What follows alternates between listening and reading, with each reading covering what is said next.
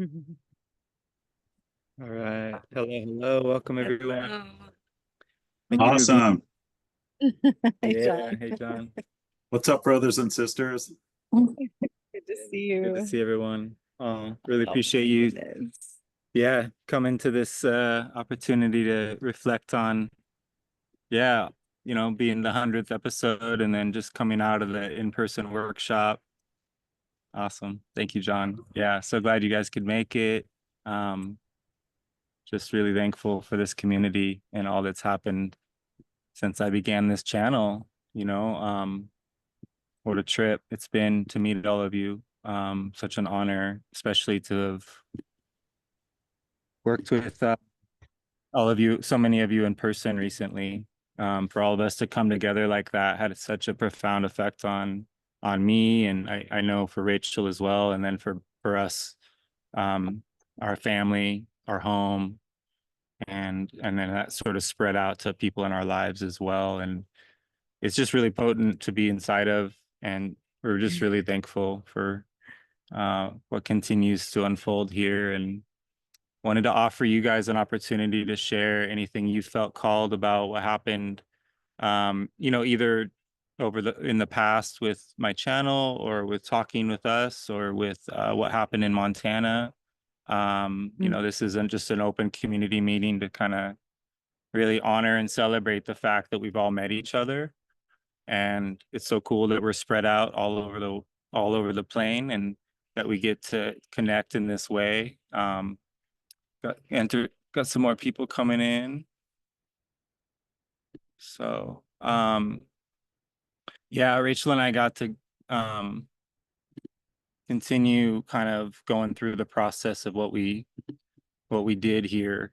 We did a 5-day run. For some people, they stayed for 2 days, and then some people stayed for the third, and then a smaller group continued on for the final 2 days, where we toured into the mountains and out to the lake, and had a really powerful time together. And it was really profound for Rachel and I to do the things that we used to do in other circles in the past, but do them in a way that was very healing, in that we got to reset the blueprint of interacting with the earth, with gazing, and learning to work as a wolf pack and communicate, um, to synchronize our movements out in nature, and how that affects our relationship then to nature, and our ability to see and hear and feel all of creation around us, communicating, the birds and the dragonflies and all the magic that came in, just totally was, and continues to be, just so strong. I just want to share that, that it's something we can all tap into every day. Just even staring down at the grass or at the dirt, you can find an ant or something and observe it, and try to imagine what it would be like to be this creature. And that's the art of gazing, actually, is learning how to observe animals, and then merge with because they speak, they communicate. And the Toltecs say it's in between the holes, or in between the sound. There's like holes in between sound, where communication occurs between animal and man. So these kind of perceptual, expansive ways of being make us more and more connected to that type of telepathic connection and communication with each other, and also with the earth, with the lake. We went to multiple lakes. We got to go to multiple powerful places here in Montana, and it was very healing. It's very magical to do these things together. And so thank you so much for being here, so I could share that. And yeah, you have anything I have so much to say. How to condense it, really. I am we have been integrating this last week, and oh, so much to get to do the things that we do alone together with others that were also into it, to have these conversations, to feel the support.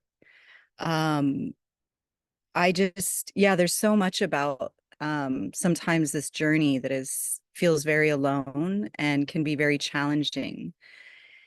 And so, but this wasn't this this retreat was easy. It was easy from start to finish. Even the integration process has been easy, intense, but just to, yeah, through conversation, through doing these things like as wolf packs, even the shuttle bus and the walk in the mountain, I think that was actually the last day. So the few of us, yeah, we that probably was one of the most profound moments in the retreat for me.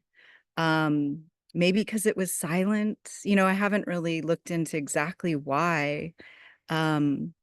But to allow everyone to be a leader. And it was just so natural because it was kind of like, well, let's try this. But everybody in their leadership wasn't, we could have just walked as the leader, but each person did something really dynamic, or it was dynamic even just in the pause in the shade, or and then as far as skipping and, and playing, and then also others leading the magical passes in silence and stopping.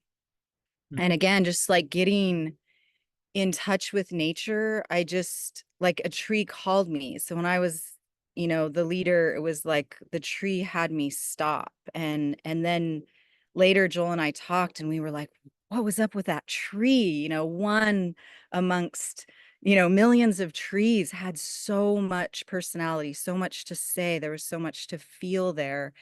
And I thought it was the only one. I was like, I was just stopping at this tree, and Joel was like, no, that was the tree. Like, there was something about that. So, but to have that, going into the forest alone and having that experience, and then going into the forest with many and in silence,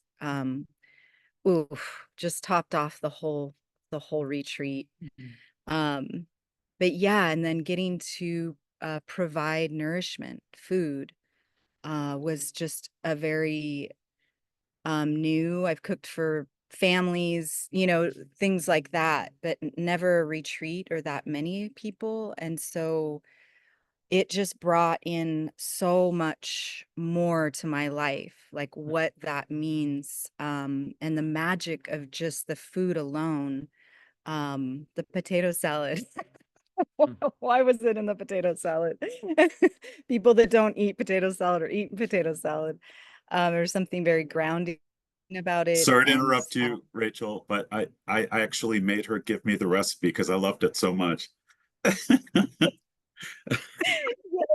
you weren't the only one, John. Yeah. Okay. There was magic, and that was like passed down from my mother, and it was in the bowl that my mother gave to me to make potato. It just all of a sudden it created its own meaning. I didn't like pre-think that. It was just like, something that was ushered in, inspired by all of us and all of our presence and all of our love. And yeah, I'm so just thrilled to see so many of you, and or all of you, but like from the retreat, I didn't know how many would be here. So it's just a full screen of so many, so much richness. And I was like, the next day I was like, I want to go on another tour. Where are our people? I miss everyone. I truly miss you. And for some of you that are here and haven't been, I look forward to someday meeting you and doing that as well. But yeah, it took me by surprise. It took me by surprise. So you all are very dear to me, and I just thank you for all your magic and your leadership and your love, and your presence inside of it all. Yeah, and showing up today. Yeah, Thank you. Yeah, thank you for being part of the blueprint. That was our first time. And so blueprints in the Toltec tradition are very important to understand. And so the more you know your memories and how things established in your life, the better you understand where, you know, your power lies. So we create blueprints as a means to set intent. And then so the magic that happened, it was like it was such a clean experience, and that's just so helpful to begin in such a clean way. And everyone contributed, everyone was vulnerable and showed up, and that's so rare, and Mm. such a testament to the potency of what it takes to arrive at a place like this, to show up and do this kind of work. It takes a little something to show up to this meeting right now. Like we are called to this work, and yet there's a little bit of resistance at times. And those of us that learn to just breathe through that resistance and continue to follow that more softer voice, allows us to really, because 90% of it's showing up, 90% of it's allowing yourself to be supported, and then to not only receive support but extend the support while you're being supported, right? So that your intent is engaged, and but you're also open hearted. And a lot of what we did the first 2 days of magical passes is designed to move out of your mind and into your heart, and then that set the stage for even more unique experiences. As then we moved into what Rachel offered, it ended up being more of what she had to provide that third day. And that really was a cool formula that we didn't really, this is all brand new. So it was just something that was shown as a way to do this. And it worked out in the way that it was designed to, not by me or Rachel, but by, it just was almost like surreal, like this had already happened and we were all inside of a memory. Yeah. And Yeah. and that's the key piece to being with this, is that we can trust in that, allow our future self to continue to inform us, right? And it'll guide you to places. You'll be called to appointments with knowledge, to meet each other, to go on adventures and to connect. And so we're offering that, a place for us to come together online and in person. And yeah, so just thank you for helping us begin.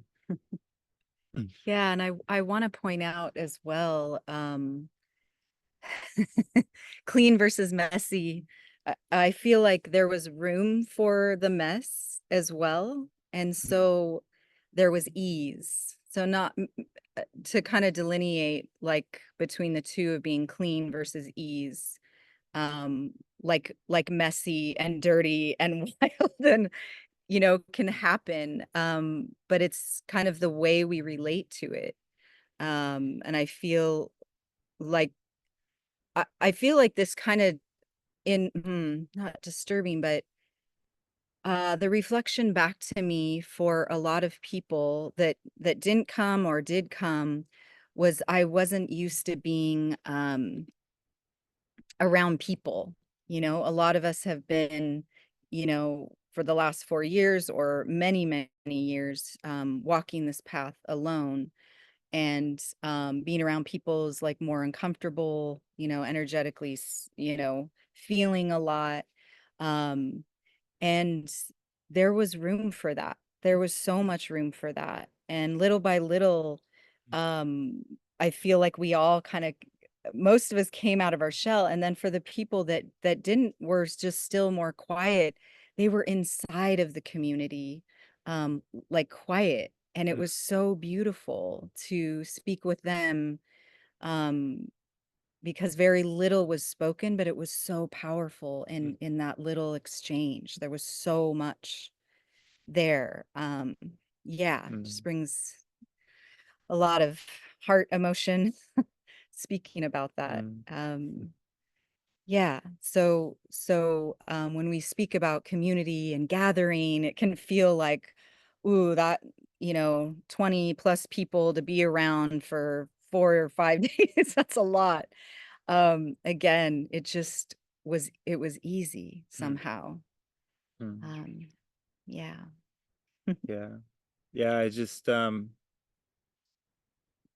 welcome any of you that feel called to share, anything from the experience. That's this is an open community meeting. If if you have something that was profound, or if you have any questions, if you weren't there and you'd like to know, or, you know, a lot of you sent intent and support. And we really felt it. Like those of you that couldn't be there reached out and said, hey, I'm going to be holding space because I can feel how strong this will be. And so we really received that, and really appreciate how powerful that works. And just so you were there, those of you that were doing that. And even if you weren't focused on it, it's not linear. So we can always tap into it even right now. So much love, John. I gotta kick this off, man. Oh my God. Yes. Joel and Rachel, so much power since I went to the retreat. And oh my God, I didn't even raise my hand. That's so weird. It like did it on its own. How do I cancel it? There we Okay, go. there we go. Oh my God, I went into this thing and I'm like, I have no idea what, like, even my friends that I told, I was so psyched about going into it. And, you know, I talked to some of my close friends and they're like, who is this guy? Like, do you even know this guy? I'm like, no, I don't know him personally. I've just been, you know, following his YouTube channel. It's called Perceiver. Like, you should check it out, you know. And then, you know, I flew in Clee to Denver and then Missoula Airport. Dude, I love Missoula Airport. 5 gates. It's quaint. That's how I would describe that airport. And it's clean. It's totally clean. But the thing, getting back to the serious part, is like there was such an energy, like what Rachel was saying. Like, I cannot emphasize enough. Like, you guys, for the next in person, you gotta go. It's not the same unless you're there, because we were doing the magical passes, we were doing the movements, and I know, is Duran on this call? I don't think he's on, but like he was cracking up because the second day, like when I came back in the morning, I was like, I felt like I was 12 years old. I was like, the magical passes are a real thing. Like, it just gives you energy and you're pulling it in. And Joel is so good at like being very, you know, disciplined, like, you know, so I don't know. I can't even put it into words. It was just a great feeling. Oh, Yeah. thank you. I just wanted to share that, man. It's like, oh my God. And I was looking forward to this call all day. I was like, oh man, Yes, good. Oh, so good to see you, man. And such a high energy, man. it was, Jaguar yeah. Yes, power. totally. Oh, yeah, man. I really was encouraged by your transformation, how quickly your energy just boom, you know, and that's really, yeah, your openness and capacity to feel it, and then to then spread it and share that joy and excitement. That makes such a huge difference. Like everybody plays a role, just how the questions we ask, you know, the things we say, being vulnerable, sad, being happy, these are just, this is what we do, you know, as, and so for Rachel and I, we were in all these intense communities, and this is so healing to have been in communities that got really out of balance, to just be in this moment with such a, you know, and that's what I mean by clean, is compared to what was, it just Path feels of heart. so, Path of heart. yeah, absolutely, brother. Yeah, this has been a magical process for us, so thank you, John. Yeah, John, and I'm remembering your I think it was after the first day you came in and you were like, "Oh, what did Joel do to us?" Or maybe it was the end of the day. Yeah, it was the end of the first day. You were just, and I wasn't with you. I was in the kitchen, so Dude, I he was was like, like an army sergeant, like of spiritual warfare. Like, oh my God, like I sir. I'm like, I gotta keep going. I gotta keep going. Strength. you Oh, woke I up this feel it. morning like you had Oh, slept, you felt good. oh, Yeah, I was ready to, yeah. yeah, I was ready to go. Yeah, yeah. Yeah, Rachel, yeah. Yeah. And John, I don't know how much of this was shared, but I didn't remember until Joel, you left and Joel reminded me that was John, because this storm came in Mm. and I was like, who chose to have a session with you when that storm came in? You were online for, I think maybe for the first time. When we And did our consultation, your yes, power went out. I never shut the doors and windows. I opened them during a storm. I looked at that storm and we've got to shut it. And it tore through trees, Missoula, all the way down the valley. It tore through this area. And I was like, who is that guy? That guy. Well, I remember that, like, Joel and I were doing, like, you know, my 30-minute consultation, whatever, and I was like, you know, the screen went crazy, and then he, you know, he was off, and then he came back on, and he's like, dude, my power just went out. And I'm like, all right, Montana, Ohio, like electrical, you know, Tesla connection or whatever. Oh my God. Yeah. Amazing. Oh, yeah. It's all about energy, right? Mhm. Energy. And if you're not stocking your own energy, something else is. Something to think about. Mm. Well said. Yeah, brother. Thank you. Thank you, John. Love you guys. Thanks. Love Awesome. you. And I'm still singing. I'm learning, John. I'm learning. Good. Thank you for Good. really I'm still going to powerful. come up with 3 good songs for us to do next time I see you, and I'll email you. Yeah. Me too. Um, All right. Thank you for your share, hun. Mm.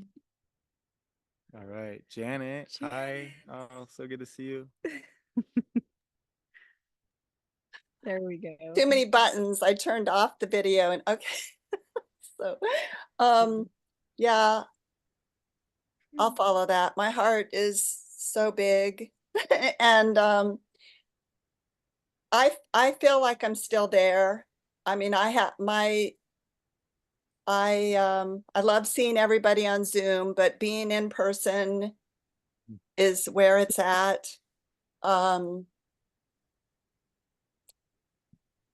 Yeah, it's I can't. The love that I have been experiencing and the magic that I've been experiencing, and it started happening before I met you guys, but meeting you was like just coming home. And yeah, there's not one tiny fraction of a doubt. There's no doubt here.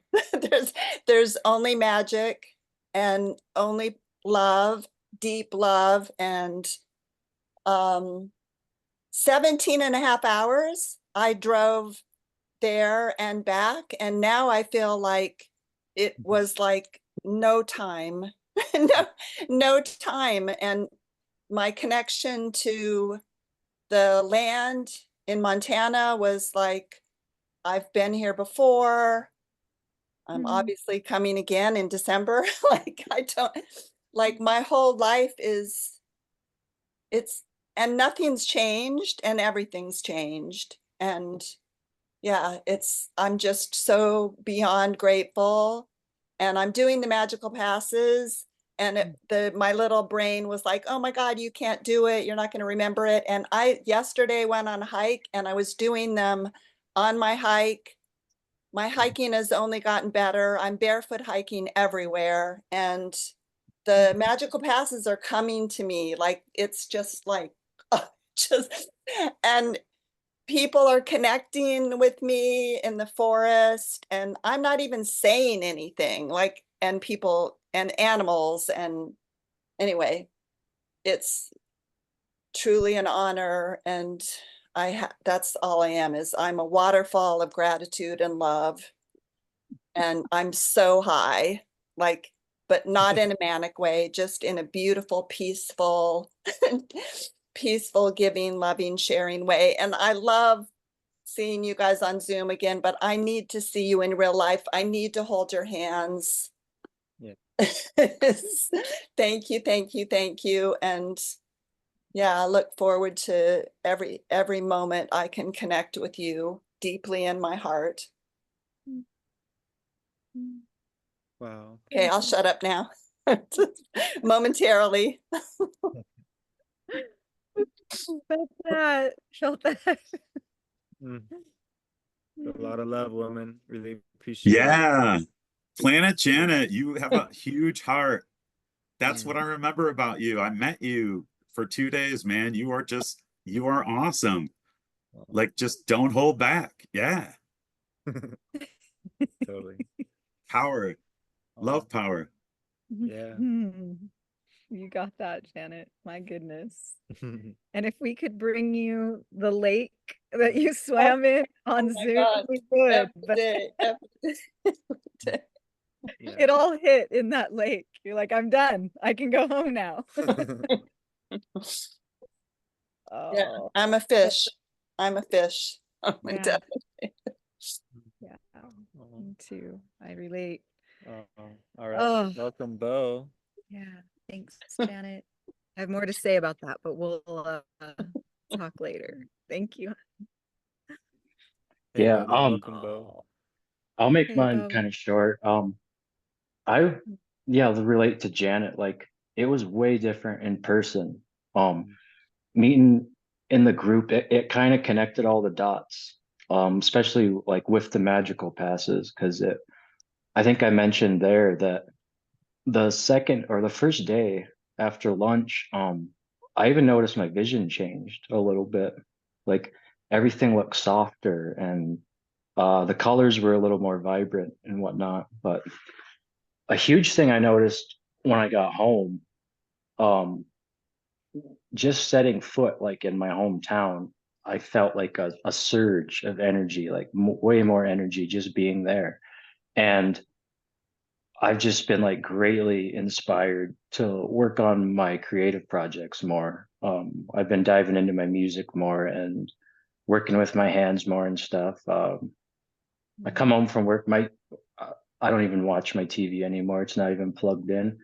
Um, so I mean, just that and just connecting with everyone, it was powerful. It was just an amazing experience. And yeah, I'll definitely be coming to the one in December in Missoula. So I'm gonna be looking for some plane tickets so I don't have to make that drive in the winter time. So but Good. yeah, just thank you guys for doing that and allowing us in your home and the meals and everything. It was wonderful. So thank you very much. Oh. Yes, agreed. Mm. Thank you, Bo. So good to meet you in person, brother. It's just Yeah, same to you. to work with you all this time, and then when you get to meet in person, it just something is understood, with whether it's the movements or the relationship. This is a powerful way to bridge community in a way that um, allows us to network our energetics, really in a magical fashion. And you go to places that used to look dreary or not attractive, and everything lights up. The world, you can change your town. You can light Yeah, your town with your energetics, and how you interact with your environment will affect it.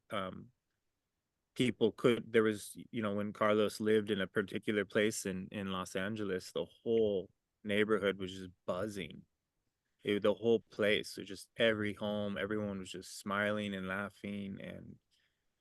And I'm not saying he was a perfect person, but he did tap into something so rare, as did Carol Tiggs. And so I'm just so honored to be inside of that understanding of what happened to them, and then how that affects the world around them, and then just how powerful each of us are, in that we can change the world, because we are the creators of our reality. And the more of us that realize that, the more we return to understanding the power of memory, and how to even really rewrite our blueprint, really to tell a different story, or arrange it in a more magical way.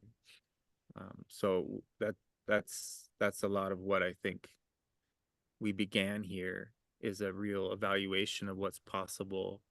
Because there's a lot of people that do this work, but not many of them are black sheep. And so for us to be the black sheep of the world and doing this work is so different. Mm. And so that's what sets us aside, is we found something really powerful to do, as with the awareness that we've developed, by being willing to look at things that other people aren't willing to look at. Well, and also, yeah, just honoring, Carlos, what that whole lineage, how it affected us, how it affected all of you, how it affected us, then together, I feel like we're learning now in this time, because that was a different time and it was set up very differently. We're not offering that, we're not Nawal, we're, we are all in this like leadership role, leaders of our own life and leaders inside of this mystery, inside of the unknown, because it's unknown, different for all of us in different ways. And we face that every day alone. But when we do that together, uh, well, we're just finding out, right? What this is. And just the purity of being, coming equally together like that, and knowing that we're creating something, like we healed, you all helped us to heal major things in our life. That's what we've been integrating. And these conversations with you, Bo, just life changing for me, like deeply. It it it just like in just these moments in time, um it's just beautiful. I just really, I go to talk about it and then it's like, there's no words. It is just really profound.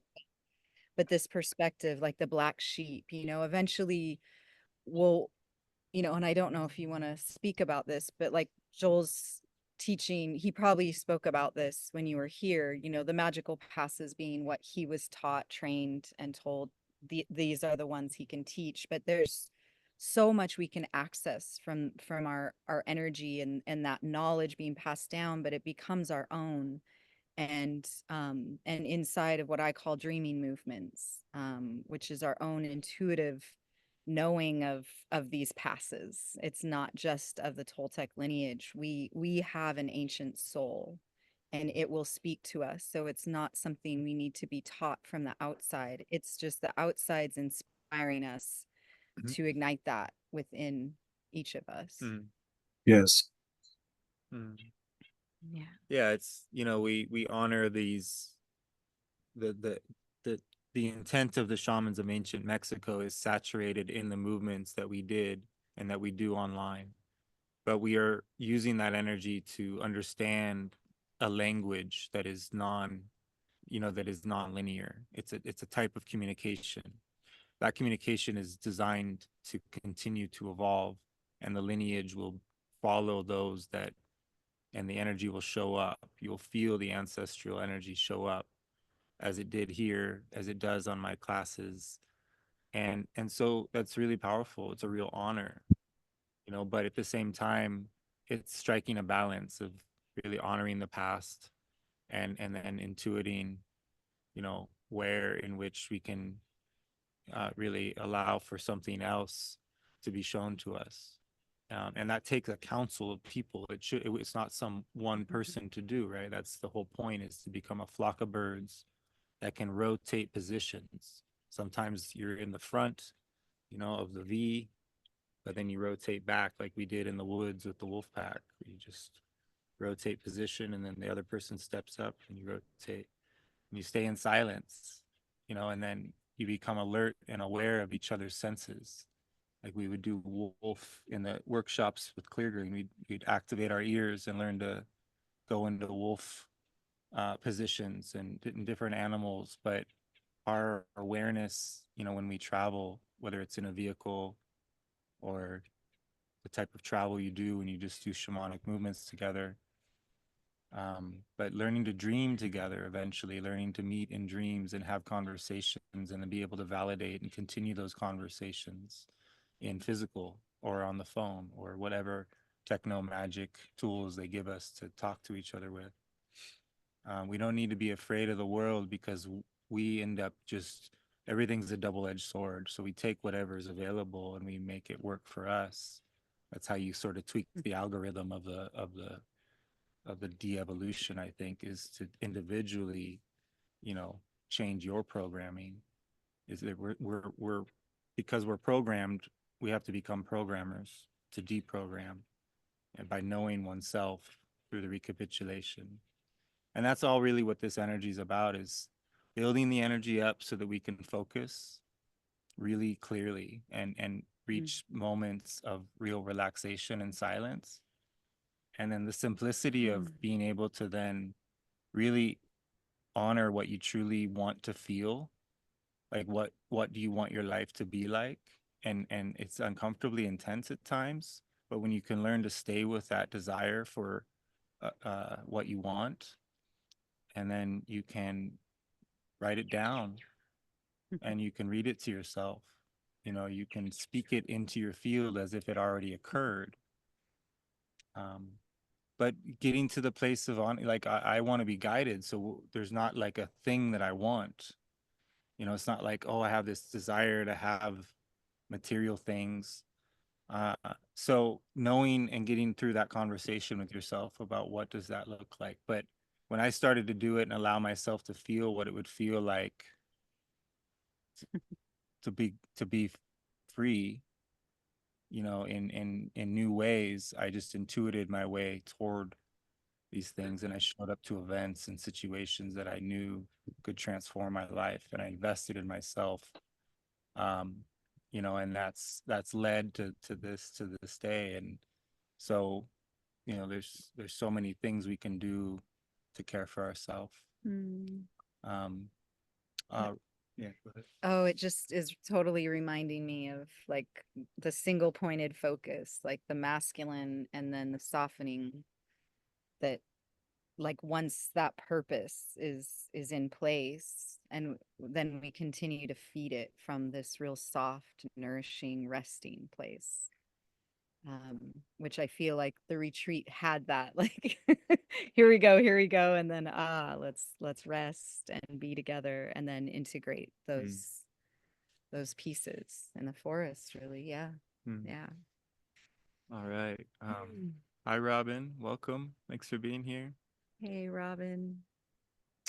Aw. Hi guys. I just wanted to add a piece on to what Joel was just sharing about,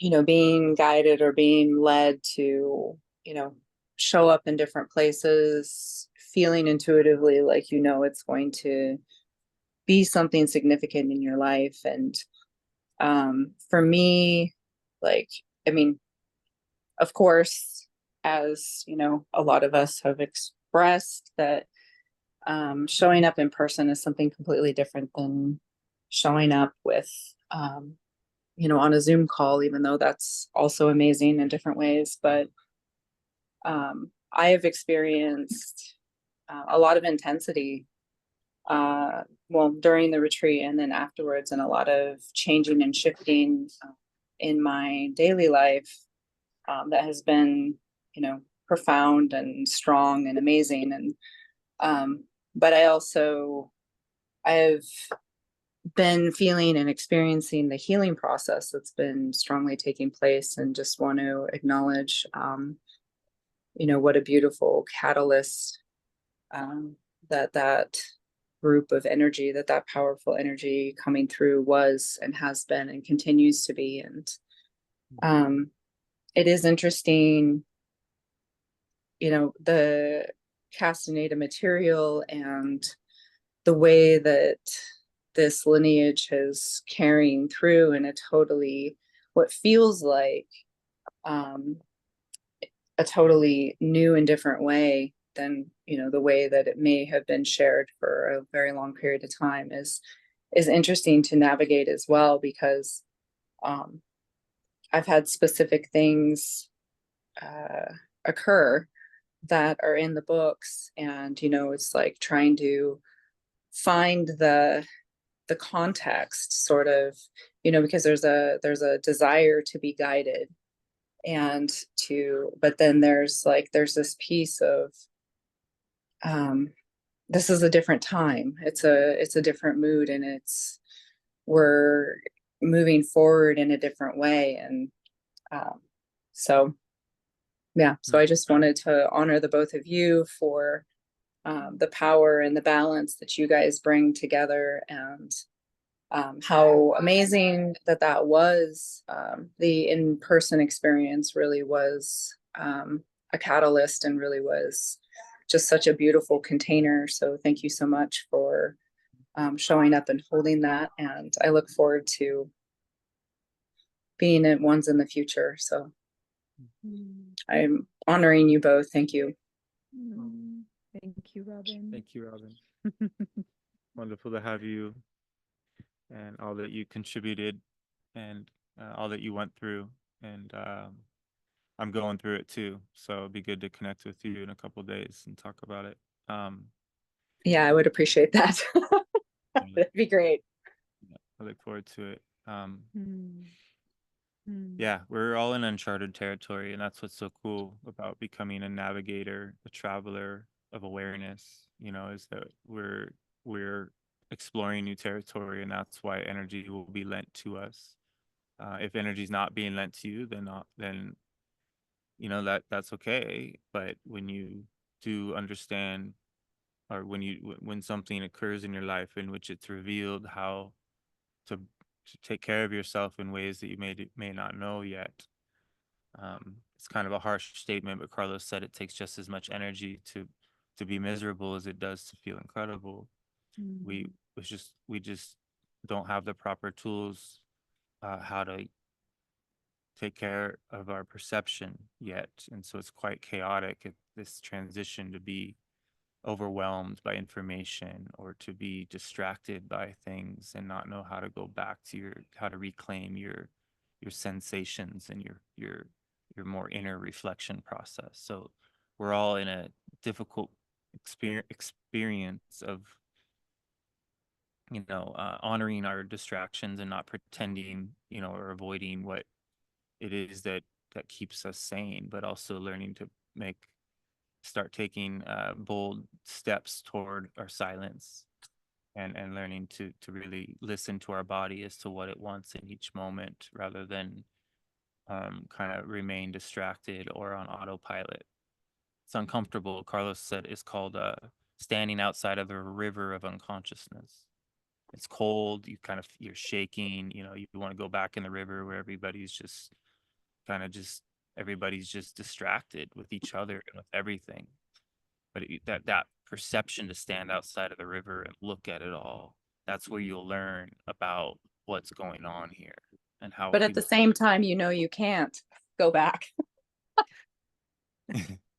Yeah, I mean that's where it gets knowledge will eventually put you in a situation where, I mean, you could try to go live in a dive bar and just shut it down, permanently. And the many warriors have,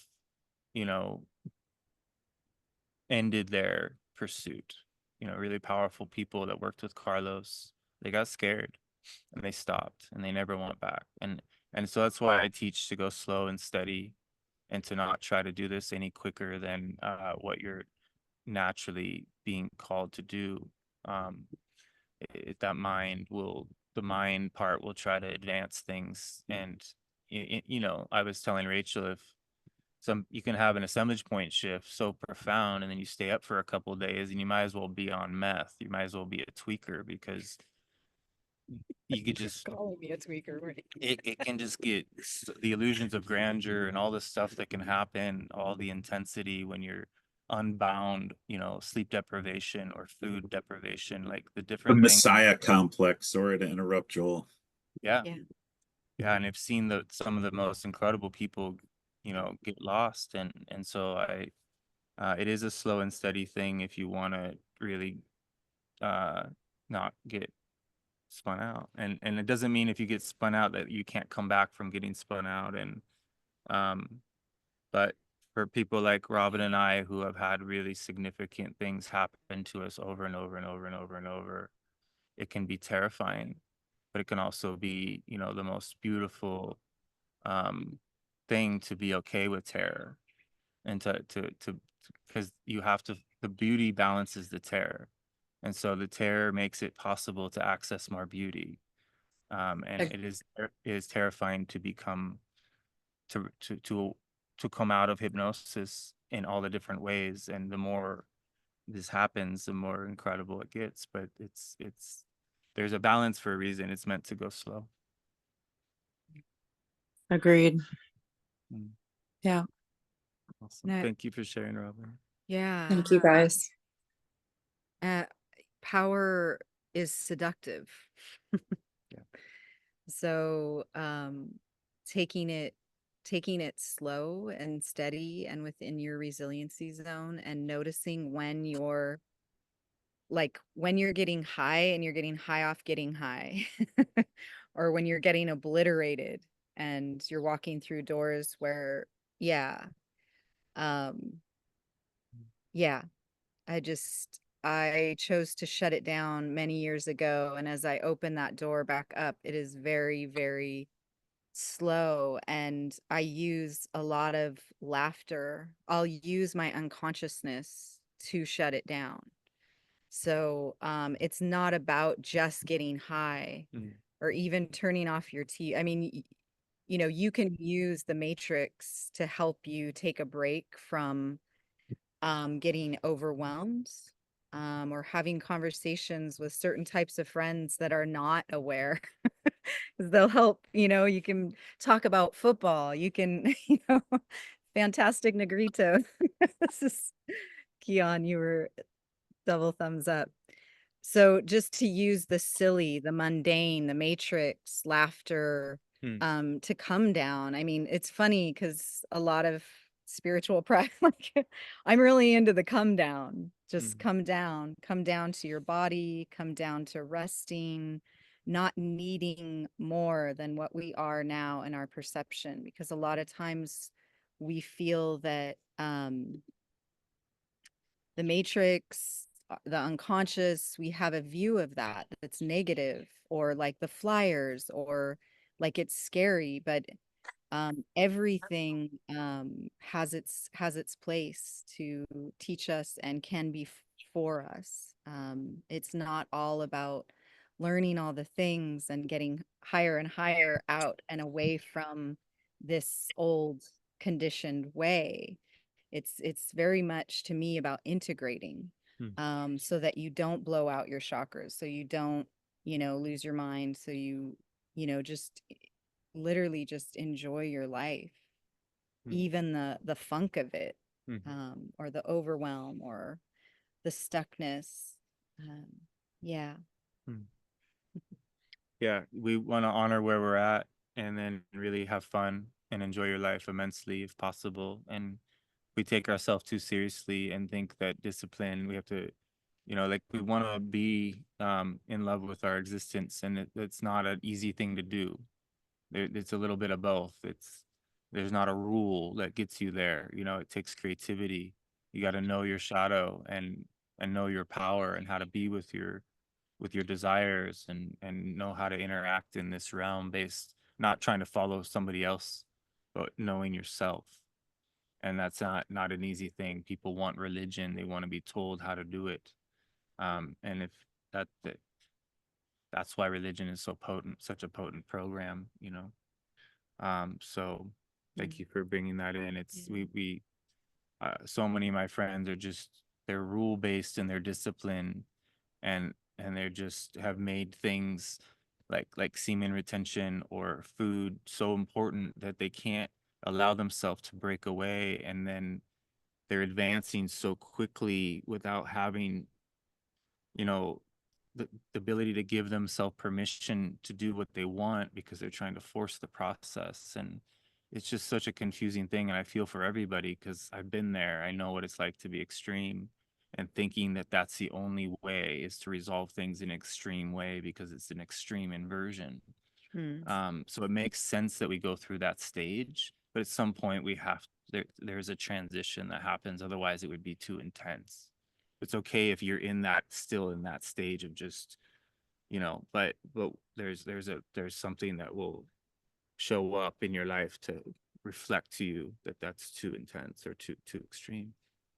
Well, and I feel like, well, that's what the potato salad was for. And I just want to say, like, the food piece, it was like an open array. Like everyone was welcomed however they were eating, fruits or carnivore, and there was just no judgment. There's so much beauty to that, of where we were all at. That's a side note, but Robin, I feel like, you know, your piece, your story, and I'll keep that private, but your story you shared at the retreat and your laughter that you shared in circle on the third day was really profound in this kind of conversation. And where it may have been different at that time period for you, it's still, laughter was used, and it's such a powerful tool and a powerful example. So I just thank you for that. Yeah, laughter, humor in this entire experience is definitely key. Being a kid, being that yeah, light part of yourself and experiencing the joy and stuff is absolutely definitely a part of that. It's it has continued to unfold sort of through this week or since the retreat as an individual process, but also, you know, guided through many different means and finding sort of finding a balance of walking in an intensity that's grounded, but also, you know, bringing in the humor and the joy and the lightness, as well as looking to hold, you know, what is presenting, because it's, for me, for my own individual journey at this point in time, it feels right and it feels good. And, you know, I appreciate everything so much. And I loved, you know, just going to share, really, really loved your nourishment of your beingness, Rachel, that you bring. Thank you, Robin. Thank you so much for saying that. Well received. All right. Love to hear from you, Jordan. Thanks for raising your hand, brother. Good to see you, man. Hey, Jordan.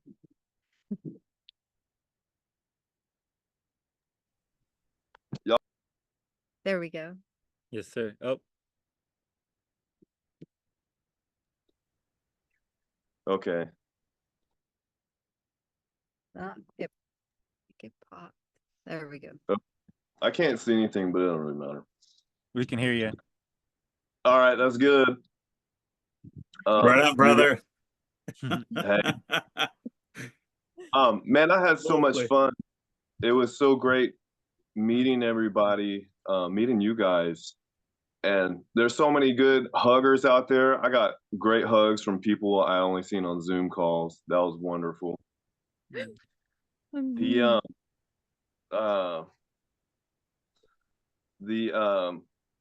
the movements affected me differently than how I thought they were gonna. And then by that third day, I felt cracked open, you know. And then I think what was so amazing was going out in the van ride to the lake and the lake experience and riding back. I was just listening to conversations and then, you know, jumping in or whatever. I hadn't been around people in real life that you could have these kind of conversations with, and or just to be totally free in myself all the way on to that level, you know. It was really powerful. When we did the movements at the lake, I can do the movements now and take myself right back to the lake, which is good because since I got back, like I was riding that high for a little bit, but man, I went to a low that I didn't even know really existed in me anymore. And I immediately had to get back into what I'm doing here and mixing it up with people, and it's really hard because I don't have that connection's not there, you know. So it's I think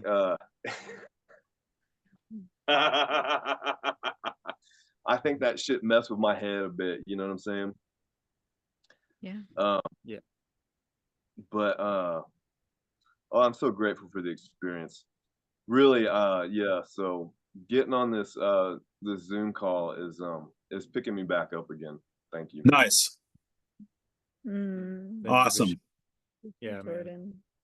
Yeah, this can happen. It's, you know, you gain access to your luminosity, and then you go back into the world and you realize how difficult it is to be amongst, you know, you got that time in that van where you realize what a unique opportunity that was, and then get thrown back into the world of, you know, all the sort of pitfalls that come with energetic power struggles and dynamics and projections and people wanting something from you that you're not wanting to give, and boundaries, and right. But this is how it begins, and the boundaries get strong. You learn how to manifest a pathway that will allow for this type of self-care to be incorporated into your life. So it's powerful for you to be aware, and you know, I look forward to, hopefully you feel called to work on the courses with us, because it's a good way to stay in touch to this energy, is to,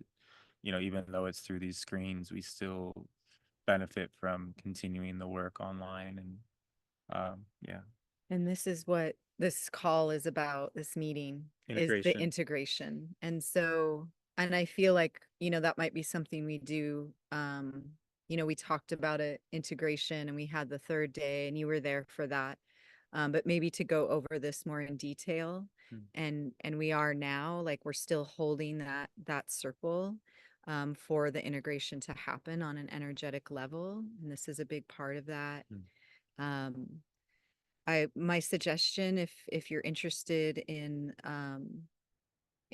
trying some things out, is to take time every day. You can do it multiple times in a day, and you've got family, so I totally get it. It can be for 1 minute, you know, or 3 or 5, whatever you're comfortable with. You can build on it, and just take that feeling that you so beautifully expressed here today, because it's so important.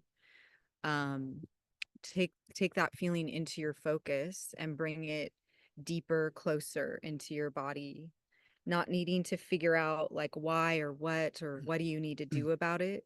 Just being with it, just being with it.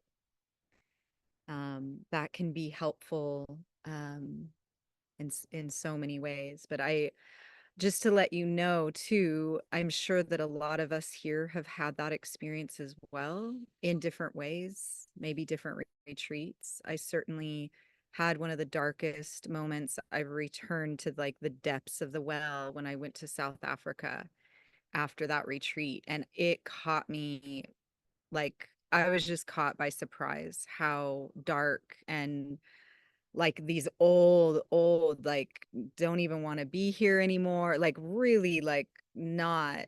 But it was such a beautiful teacher to get to touch in on that piece of life, and how it can present existing in this in these realms is challenging. It's just, and then we go to shift it so significantly, and we're talking about the beautiful and the connecting and the hearts, and yeah, it can drop us off on the other side. So for you to share that here, I think is really beautiful. And just another suggestion is stay in contact, whether it's, yeah, us, or, you know, Keon, John, you know, you got people to connect with. And I know Janet, you know, everybody, I'm sure, is here for you. So Yeah, strength, man. There's yeah. no weakness. Strength comes from within. Yes, always. Yeah. Yeah. Yeah. And it's okay to touch into what feels weak, because it's also your strength. Nothing is not power. We tend to feel like, oh my gosh, I'm depleted, or I'm exhausted, or my energy's draining, or the flyers got me, or, you know, we have all these stories that we can apply to this sensation in our body. But just be with the sensation without story, without it needing to be different, without pushing yourself out of the dark. Like the cave, the womb, it's sacred as well. So finding why and what it is for you that is sacred about that cave. Usually we meet our child parts there, our self there, the child that feels a little lost in the dark. And that's not you personally, like me, Joel, like we're a conversation that, you know, I hope that's okay to bring in, but like one of the main conversations of integration the last few days was like, it's like too good. It's like totally devastated and sad and like almost dark because it's so light, because it's so beautiful, and we're so not used to that. It's like, do we have room for that? And you can just teeter on this feeling of like, oh, I actually almost want to sabotage, like my habits aren't just coming in and taking over. They're almost like wanted or needed, but are they? And it's like, but sometimes all the love and all the presence and stillness and silence can be overwhelming. And it's a beautiful but trying process, right?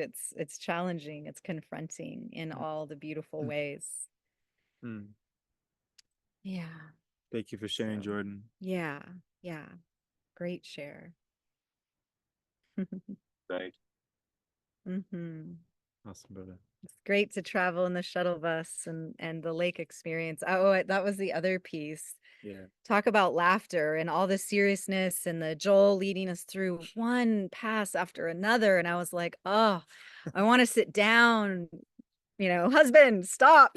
It's too many at the lake. You know, it was just we were so lax and it was so beautiful. And then, you know, we've got campers there and they're like poking fun, like, what the fuck are these weird people doing over here? And it's like, oh God, you know, we're being viewed, like we're so being viewed, but we're in numbers. We're good, you know? And then this boat comes by. you. Yeah, hey, Joe, you handled that pretty good when the comedians rolled through. That was funny. Oh. Total, we were putting on a show, but the funny thing is, and then they were obviously intoxicated, right? And so they're doing the passes, and they weren't just making fun. They kept doing this guy just kept doing the passes. I'm like, my God, he didn't sign the liability form. He's gonna fall out of the boat. And then he just continued, and Joel continued, and it was just like, and then pretty soon a lot of us are like laughing, and the guys laughing, and then the other campers are like laughing at those guys. So it was a situation. And then finally we get done, or he gets done, and he thanks Joel. He thanks the captain. It was like, and he thanks us because he did the passes. He did them. It was so ironic, or not. It was so just, oh my gosh, so much magic in that chaos. Yeah. Totally. Wow. Oh. Yeah, that's a cool, real important thing is that's at some point in a warrior's journey is to be able to do things in front of others that, you know, where you're able to just truly get to know what embarrassment feels like and move through it, and get to know your reactions and how uncomfortable that is, because there's pressure in different forms coming at you, you know, and we get to know our resiliency that much more and being amongst people. So yeah, thank you for being courageous and brave and continuing and yes, staying through that intensity. We did it. Yeah. All right, Keon, brother, welcome. Good to see you, man. Keon's in the house. Hey, can y'all hear me? See me okay? Yeah. All right, to good. see you, man. Nice. Yeah, that was funny, Jordan. You'd mute yourself, but then like the video would come on, then the video would go off, and then you'd unmute. It was like your computer only wanted to do one or the other. Thank you. John, stay muted. I know. I'm gonna laugh comedy at every buddy. joke No, you say. you're I'm not. gonna mute This myself because you are like the best comedian in the world. I'm gonna mute myself. No. I know I made a little list. We're gonna fly through these, but first of all, thank you, Joel, Rachel, Montana, the group, technology. We hate on it. The algorithm found me. It found Joel. It sent me. You know what I mean? It's we find each other. It's we're in an echo chamber. Well, thank God. Sometimes I don't know.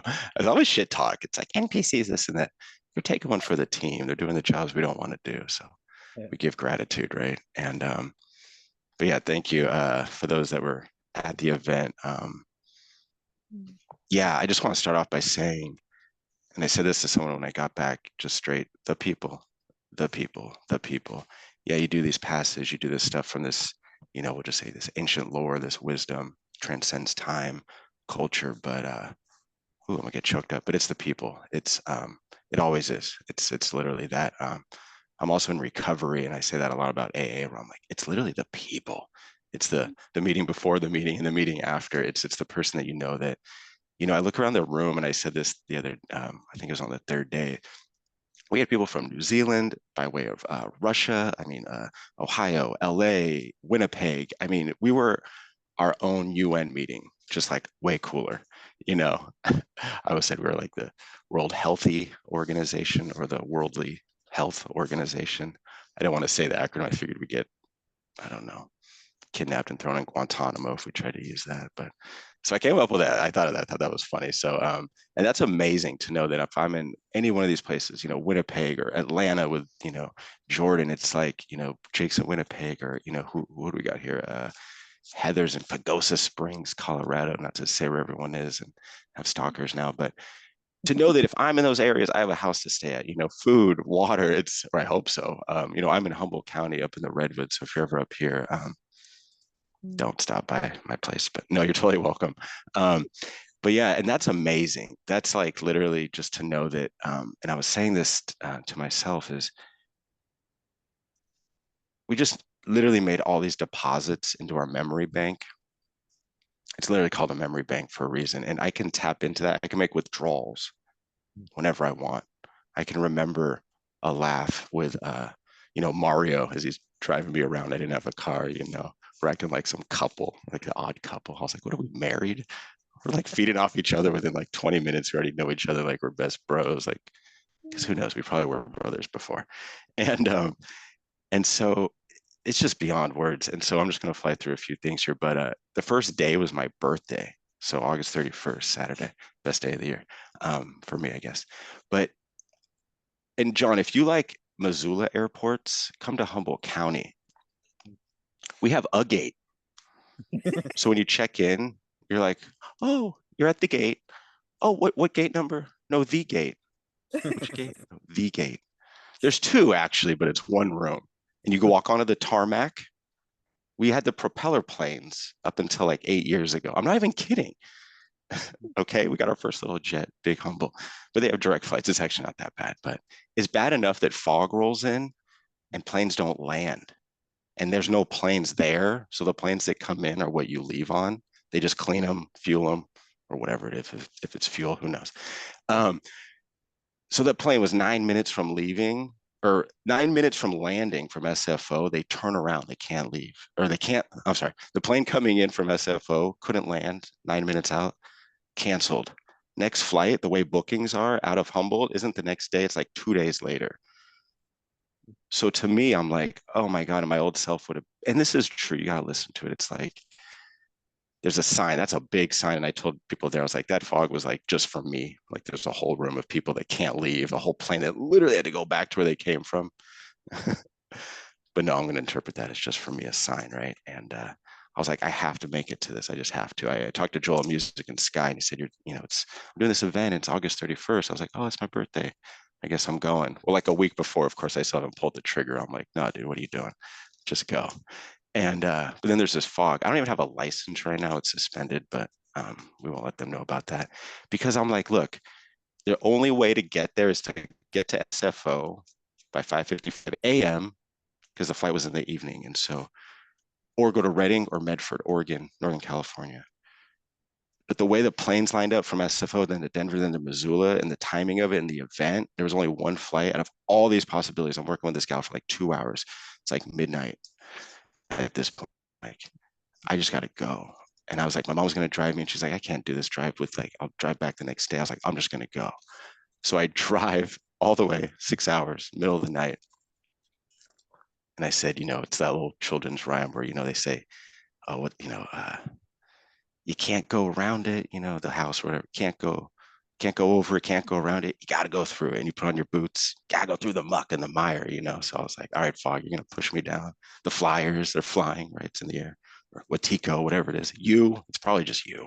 It's always you. I was like, I'll just drive under it. I drove there long and short. I'm driving around. Long-term parking's like an exit away. You have to take a tram. It's crazy. It's a whole thing. It's SFO. I get to the gate, checking in, security, pat me down, feel me up. Well, I don't want to just get scanned, so that takes longer, right? I feel like a kind of a king. I'm like, everyone watch me. It's kind of the royal treatment or whatever. 21 minutes before we leave. 21 minutes. I'm driving like 6 hours through the night. So I saw, that's blackjack right there. 21, I won. That's how I saw that. And it left at 5:55. Hey, those are good numbers. Anyway, that's just to get there. So I got there, got to Denver, got to Missoula. I don't have a ride. I get this drive for this cabbie, this amazing guy. Got stories beyond stories. There's a fire like on the side of the road, like literally on the side of the road, a huge fire. And my whole story is I was burned on my left arm. Can't really show the scars right here, but the big thing about my whole story and the reason why I came out there is because these burned from 30 years ago when I was 12. There's a fire. I'm like, man, okay, yeah, there's a whole valley, half a state, but I'm just going to interpret that as it's a sign for me. The helicopters are flying around with their buckets. It's crazy. And I'm like, and then we were talking about that on, I think, Monday, where I was like, it's just like one giant smudging, we're in the smoke, but it's like this whole smudging. I think by the fourth day, the day after, was it when we went to the lake on Flathead, we came back. There was a rainstorm that happened just in the Bitterroot Valley, not where we were. There was a little well of water at my little yurt I got in this little basin thing. I was like, wow, it dumped rain. It like cleared the air for the next day. So we had fire, we had smoke, we had water. So anyway, I digress, but here's some cool things. So when I got back, there's been these deer, talk about animal synchronicity. There's been these deer, these bucks that have been in my backyard like almost every day. Oh yeah, and I got back, somehow my flight, I realized I took Thursday, so I didn't leave till Friday, drove back Saturday, Sunday. I work a real job. I work with a county government job, but social services. So all the welfare, cash aid, CalFresh, or food stamps, Medicare. So I literally get paid to spend the government's money. It's kind of cool. But nonetheless, it's a real job. I still took 3 days off. I fucking played hooky Monday, Tuesday, Wednesday. I was like, I can't go back. I'm going to the beach every day with my dog. We have these sand dunes, if you know, Northern California, Oregon, the coast. I'm doing these passes on these sand dunes, or at least ones I'm making up. I don't know what I'm doing. My dog's right there. She's into it. She's between my legs. There's birds flying by. There's cows because there's farms. I mean, it's insane. So take time for yourself. And if you don't have a boss that recognizes that, not that I like told him why, but still, I got time off. Don't work for those people if they don't want, allowed time off. But there's these bucks in our yard, literally like 10, I'm not even kidding. I have videos, I'm gonna make a whole thing of it, like 10 to 15 feet from me, just hanging out. It's crazy. I got so close. There was days, it was like hours, like 4 days in a row, these 2 bucks, huge rack. And I have this whole redwood forest in my backyard, and it's like they're just right there. They got so used to me and me used to them. I'd go on my deck just if they were just hanging out. And I got within like 15 feet. I could have jumped on one. And I'm doing these, right? Like literally right next to them. Like it's insane. I got so close, and the deer was just chewing its cud like a cow. And this was insane. And it was like to where I felt like I could have literally jumped on it. I was making fun of hunters, how they have to go through all these steps just to track these deer, put on all their paint and their camo and their all their calls. And this buck was just right there. It's amazing. And then now there's a fawn, a female deer that's I think that's a doe. I don't know, a deer that's now in the same spot that they were 2 days later, just hanging out. Like literally like 20 feet from where I am, and just doesn't even move. So I got to attribute that to that. I'm gonna go through these quicker now. The walk in the woods with the wolf pack. Was insane, especially because we saw a black bear run across our bus the day before. a brown bear or grizzly bear. I think it was a brown bear on the way to on the fourth day or the fifth day, second of the mountain trips. So we had two bears, and then that falcon came over our van. I think right before the brown bear, the falcon flew right towards the window, and then just zoom. You could see its tail feathers, and then we had the bear. And as we're eating lunch too, I'm thinking, man, these are Montana bear. Like I've chased bears away in California, like black bear, like right in front of me. Again, I come off my deck and they're right there. I've literally ran. They run away. I'm like, these are Montana bears. They don't run. You know, they'd probably say, "You want to dance, Pilgrim?" and just stand up and like. But they bear here just take off with their black bear. So I thought, okay, we're still in the woods and we're walking through. But I was like, we're safe. And I kept thinking we're gonna see Bigfoot too, because I have some evidence of Bigfoot here in Northern California.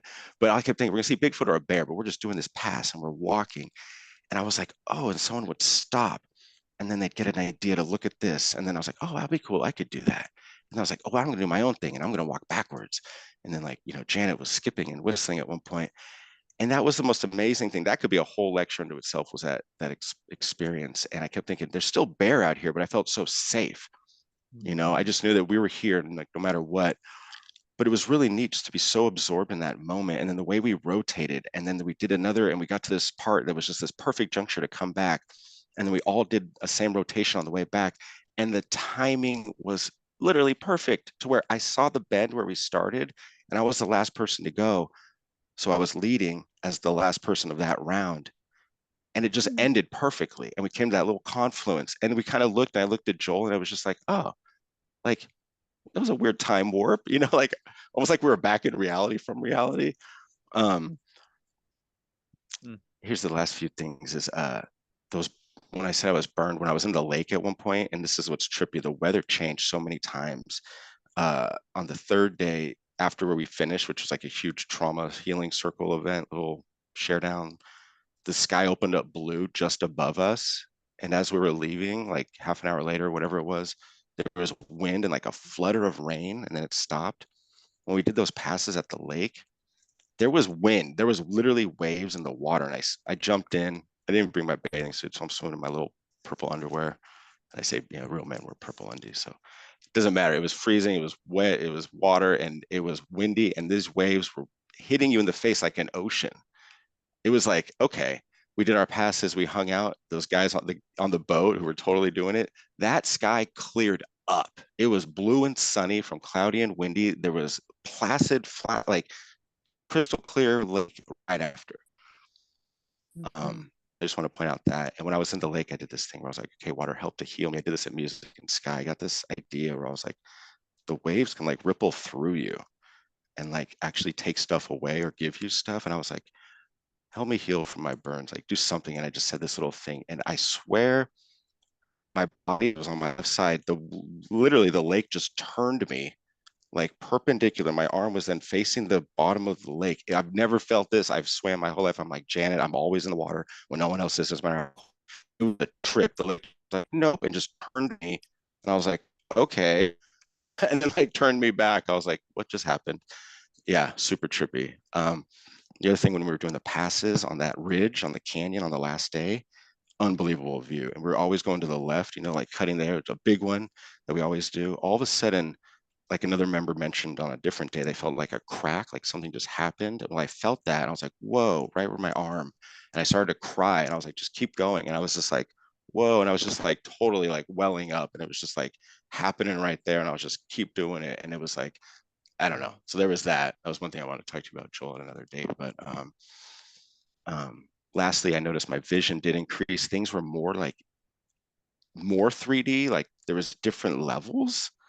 Like again, kind of like you're tripping but not tripping, like the last tailing end where there's like not visuals but like something, you know. I noticed there's a heightened increase. I also brought some rocks from Australia, from the middle of the outback, Ayers Rocks, if you know that, whole heart center and that, and Cuba PD, the opal capital of the world, to have these tailings from these opal mines. And I got an idea like a month ago. I was like, wherever you go, just bring some of these rocks and bury them.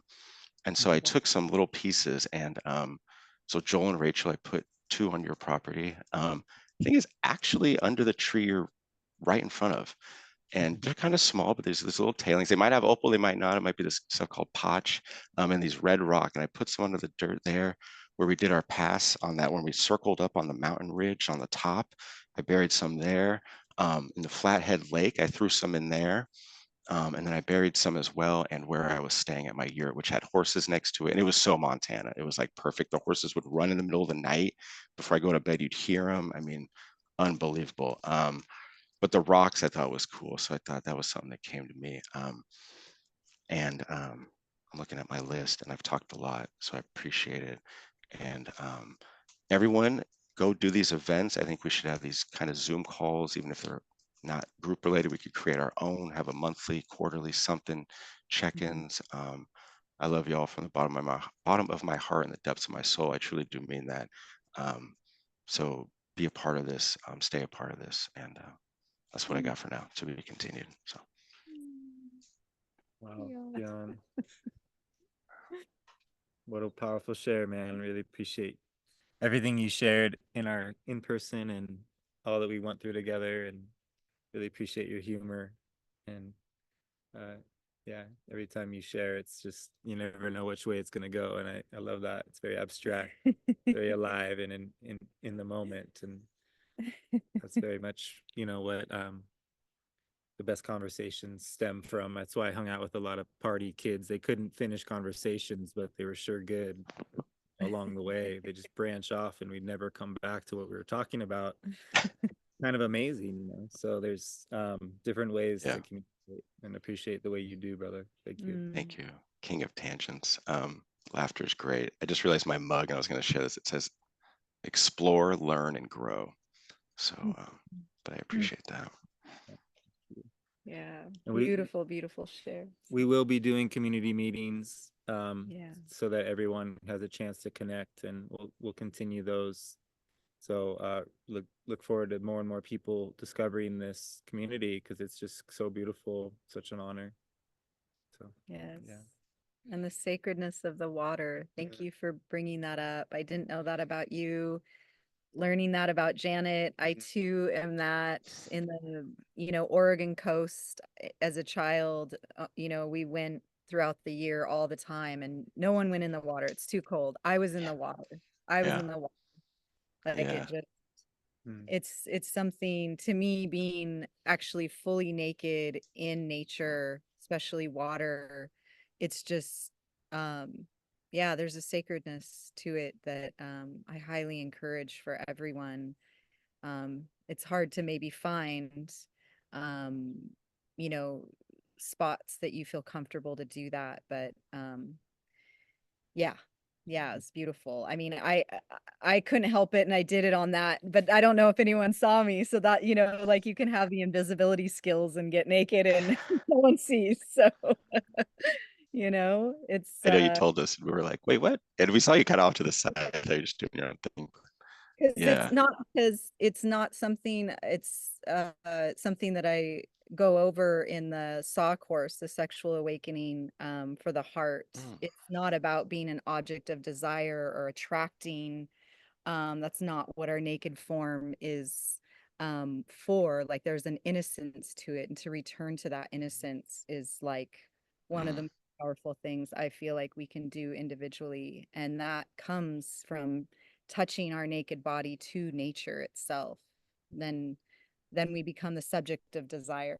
Like, we are that pure life force, creational energy, and we begin to honor it and acknowledge it, because our sensations, touching the wood, touching, anyway, that's a whole nother long tangent. But that's amazing. Yeah, no, I totally resonate with that, because I've done that with, like, earth and trees and stuff, and then water where you can, because we have a lot of rivers up here, and they're secluded as hell, so you can be as naked as you want. Yeah, totally. That's amazing. Yeah. Something that you get that. Yeah. Yeah. No, it's neat. I was just going to say, last thing is, I know you wear Larimar, and that's like, if I'm not mistaken, only from Dominican Republic. What's a trip is it looks like water, and it's from the Caribbean. So the color's literally like the Caribbean blue. Like, it's a trippy stone. And when we went to Ayers Rock, we actually buried rose quartz, because we were like, well, we need to give something. So we had this all planned out. So my mom and I, she's old. When I say scientific witch, it's like rose quartz there. for all these, and I hear you're wearing a stone, you know what I mean? We're talking about water, so I just thought of that, but Yeah. yeah, Oh, thanks for cool, thank you. saying that. Yeah. All right. Thank you, Keon. Yeah, brother. Awesome. Mario, welcome, brother. Good to see you, man. Oh, why do I have to follow Keon? It's energy. Oh, good to see you, Mario. Yeah, thanks. Nice to see you guys too. It was, I want to touch on what Keon said. It was profound about his journey to just arrive there in Montana. Because if you think about it, if you reflect on it, he had to pass through all his shadows in order to arrive there. So the world with which he had to journey through to arrive was already to deal with all his stuff. Because at any moment he could have just gave up and said, I don't want to go, forget it, it's too much, right? But the whole work was just getting there. I mean, Janet talked about she drove all the way. I said, I ain't driving. There's too many fires going on. I'm not gonna do that. So but it's so ironic because it's the opposite contrast for me. For me, I'm so solitary, I'm so distant that I was like, oh, I'm gonna have to deal with people. Oh man. And you know, I planned it ahead of time because you know I'm comfortable with Joel. I didn't know Rachel yet, but I said, okay, I'll go, I'll set it up. Okay. And so I set it up, and then as time got closer, I said, oh man, I'm gonna have to get on a plane. I'm gonna have to go connect with people, like it's too much. So that was my kind of shadow dealings with, you know, like, oh, I'm gonna go out there for all these days. Ah, but it should be cool. I guess it'll be cool. And you know, dealing with all the details, right, of how to be there, how to stay there, hotel or this or that. And then all my own shadows, which are like, okay, is this place correct for me? Does it meet my needs? Will I be able to sleep? You know, is there too much smoke? Right? All my fucking nitpicking, you know, and obsession with, is this world safe enough for me? All that bullshit, right? So I did the same thing. I went through all my shadows of, you know, I've never been to Montana. I don't know what it's like. I don't know what it's gonna be. And it was fun because I arrived there at midnight, and because I had it similar to Keon, I had a day where I was like ready. I was waiting for my flight. All of a sudden, I get a phone call. Yeah, we canceled your flight is delayed, so you need to go to another airlines across the airport through the parking lot in order to get on this other flight we booked for you with this other airlines. I was like, oh no. But I did it. I walked through and they said, oh, you better run. I said, I'm not running. I'm walking. And I'm gonna be there. If I'm gonna get there in time, I will. That'll be correct. So I just walked along, went through the parking lots, you know, got there. And it was a flight to Denver, like Keon was saying. And I was supposed to go through Seattle, but then they redirected me. The other route is through Denver. So it was cool. I never been to Denver, so that was kind of cool. So I was in Denver waiting, and then I had to wait a while. And then I got to Missoula at like 12 at night, trying to figure out, okay, take a taxi. Like, what do I do here? Where am I at? Where is Joel in relationship to Missoula? And but it was good. I planned most of it, so you know, it wasn't this the arrival was the culmination of my process, because you know, we go through things before we go through things, right? In a sense, that's what dreams are. Like, we process prior to the event, even though the event may still carry shock or surprise. We go through it. And so it felt like, in a way, the way which Joel and Rachel carried the event, it felt like space opened up. It was almost like there was an allowance there for space and time to open up for things to move as they will. And it was almost like you guys were able to hold the energy in such a way to allow that movement, that continual movement. I mean, some of the best moments are, you know, what are we doing? Are we still talking? Are we eating? Or are we going to go back out there? You know, you allowed time to linger, you know, that extra time for us to linger and get to know each other. And then go back to the passes. And then another tension of mine is it's the same thing. It's a tension with the darkness and the light. So we were outside a lot. We were in the sunlight, right? And the sun was particularly strong where we were at. And I'm mostly fire in my makeup, so I can't handle much of the sensation of sun on my head, on myself. And so, but it was great. It was the allowance of movement too, because some of us would move once shadows would appear as the sun moved throughout the day. So some of us were in the sun, some of us were in the shadow, kind of moving between that. But yeah, it's a real tension. And I brought this up, I think, at the group because I'm so used to night, so much more comfortable at night. But you know, no choice. Joel made it at what, 10 o'clock every day. We had to get there at 10. Fuck, it's too early. So I had to deal with my own tensions of, you know, sleep and wakefulness and rest and then, you know, then I got to go pick up Keon, which was great, you know, of course. It's fun, you know. And then it was Jamie, you know, like in the last 3-4 days, Jamie's like, "Oh, let me stay with you." Okay, you know, more, you know, no time to myself, which is great, right? It's the breakthrough I needed to just, no, I'm gonna be with people. Just accept it, stop crying about it, and just be, you know. So the beingness that you guys created was amazing. It was really well nuanced and amplified, especially on those last 2 days we went to the lake and when we did the walk. The walk, because, and I talked about this, it's like, and I just say this for everybody and for those who haven't went on a trip or had a group like stuff like this, we were in nature. So there was an additional factor. It wasn't just, you know, me and Joel and Rachel and Janet and Keon and, you know, and everyone else. It was, we were dealing with this factor of, you know, because Joe brought it up. He's like, oh, maybe we'll get the bear to come out. I was like, what the fuck? I don't know bear to come out. So he's fucking with us a little, which is great. Because, you know, we all had to deal with that energy and process. And there could be, we did see bears on the way. They were in the roads. They were on the side. We saw them. We knew they were real. We knew they were there. We just didn't know if, you know, they'd come up close. So I was like, fuck. It's all being put on us. And then so we walked and you know, and again, it was that tension with the sun. The sun was really strong there. And so there was some shade and then there was the sun. I was like, oh. But now it's amazing because of that frequency shift where that third factor came into beingness, where like when we did the silent walking and our own movements with it, it was like we allowed the space to open up for the natural world to be, you know, a participator. You know, I wasn't just with the frequency of you guys when I led or when I followed, but we were gazing into, you know, the openness, the beauty that was before us, you know, and contrasting that with our own tensions of, oh, okay, I'm going to lead now, and then go into beingness, go into isness of that, and getting out of the frontal brain and really getting back into the primal, just is and beingness and what we're doing. And so that was beautiful. And the lake too. And I wanted to read a poem. This is a poem by Octavio Paz, really short, but it just came to me when Keon was talking about it. I think was talking about his experiences because it really related. I felt it's very simple, but it's very it plays with space and time in the way that we may have experienced. So this is a poem called Here. This is by Octavio Paz.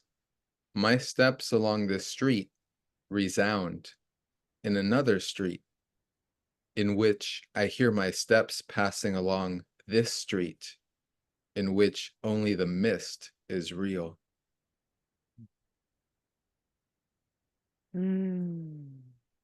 Wow. Beautiful. Simple, you know, just so I'll leave it at that. Thank you again, Joel and Rachel. I really appreciate you guys. Your energy was amazing, and everybody else. Thank you, Mario. Such an honor to have you, man. And thank you for expanding your resiliency zone in order to arrive here, because your presence and your words and your awareness is of such value to this people. Thank you for coming out of your comfort zone in the way that you did and working through your shadow. And that's very much what this is about. It's good that you guys both brought it up. It's 90% of it's showing up, and all the work that goes into all the processing that your body knows that it's moving toward all is occurring prior to the catalyst. Therefore, it's non-linear. Therefore, it's still going on.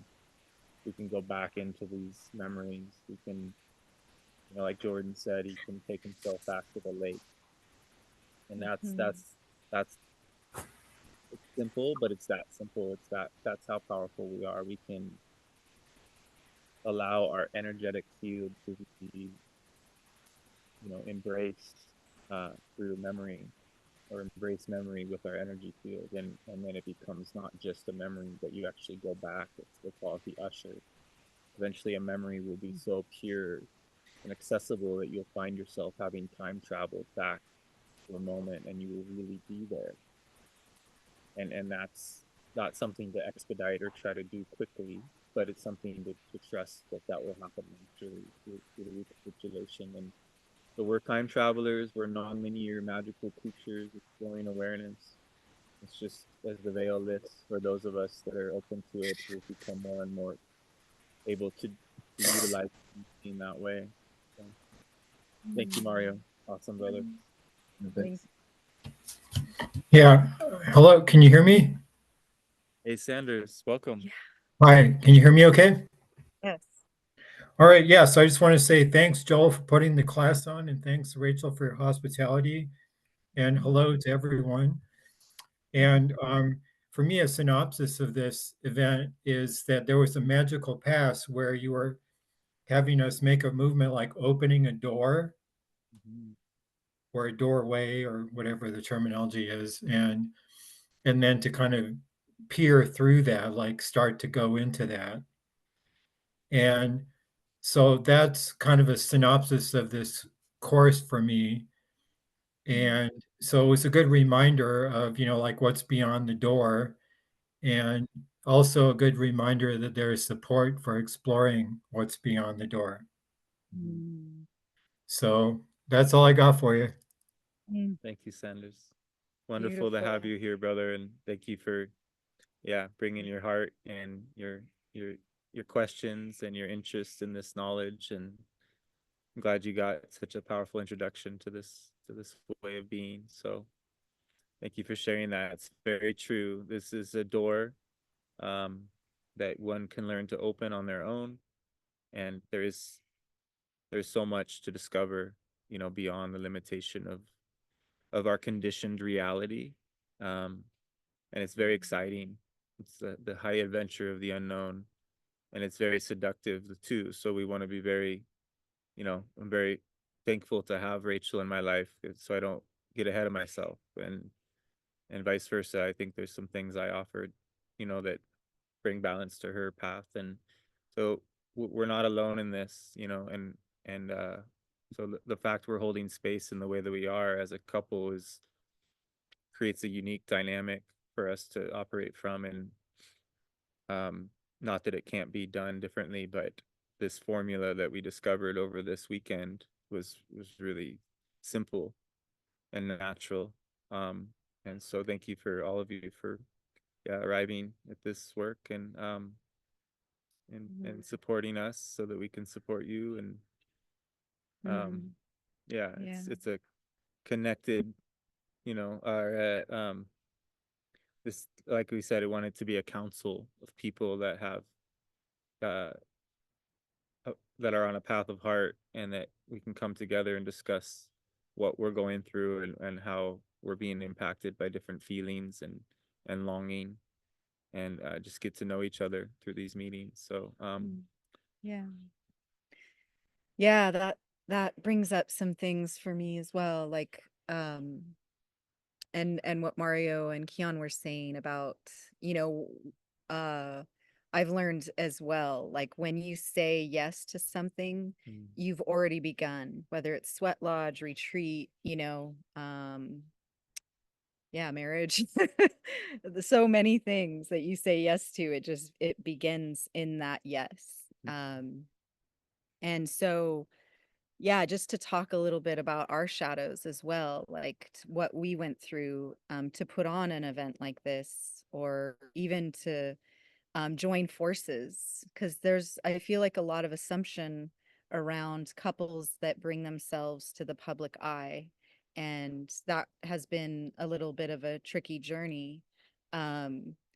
So I just remember kind of a funny bit of the shadow was like, we had just moved to this land a few months ago, so It's like, well, thanks for opening your home. It's like, well, this is a rental. It's not really, you know, but we have like, it was very challenging for us to move from the other home to this one, to get that yes, to even say, okay, we will move, because we got the notice and we were like, no, this is our home. So we went through this whole shadow bit of really coming here and embracing what this land had to offer.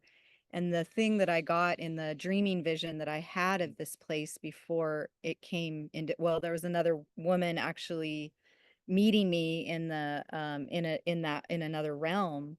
We were finding each other, and so I saw this. I saw the land, and the word was expansion. And I was like, ah, shit, I don't know if I'm ready for that. You know, I want to stay.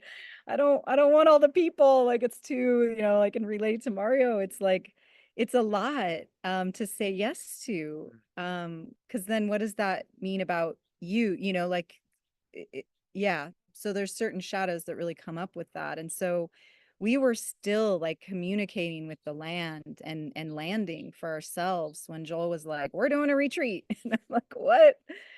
How's that gonna happen? He's kind of like a visionary, and then he just sets the date, and then we kind of go from there.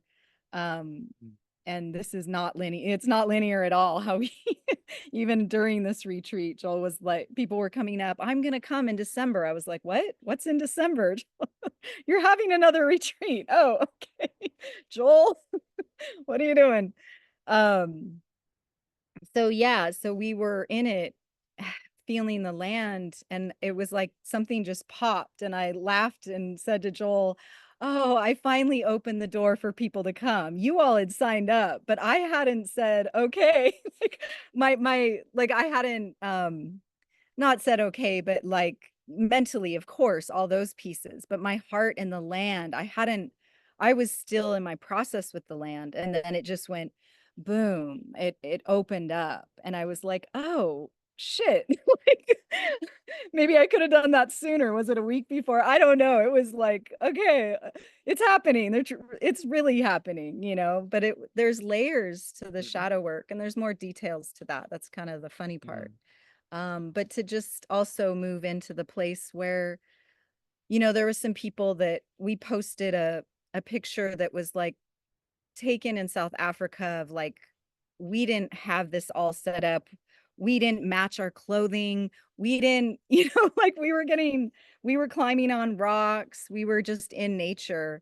And this fabulous picture happened, and it looked like we matched, like we planned this and all this. And then it goes on social media, and then there's this like repost of like, oh, it really does happen, like magical couples. And I don't want to downplay that. There's a lot to that, and this relationship that we have, um it's that we have so many shadows. There's so much that 30 years of digging through our own stuff and our joint trauma and all of this, and not to get to this place, we're still doing that.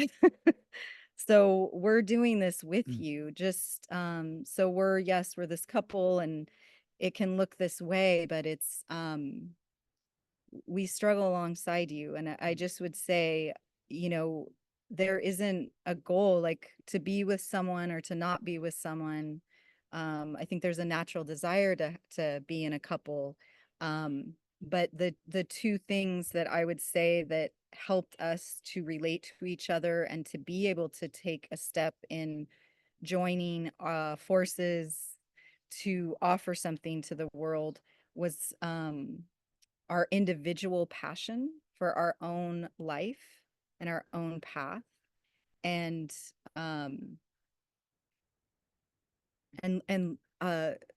like loving ourselves, because it's very challenging to do that. You can do that. We did it inside of a relationship, but we also had many years apart. We separated. It was ugly. You know, we did this multiple times. But to have our own sovereignty, our own life inside of a relationship is just, I feel like, a necessity. So I just kind of wanted to touch upon that, as we were on our best behavior for the retreat. No, it wasn't like that. And I'm sure you all can relate. We weren't putting on a show. But it just so happens, when we all get together, it brings so much love and flow, and it was for us as well. There wasn't, it was so seamless. Yeah. So Yeah, just absolutely. Yeah, we go through it, and but because we're learning as we go, then it makes it real and authentic. It's not something that we claim to have mastered or graduated from.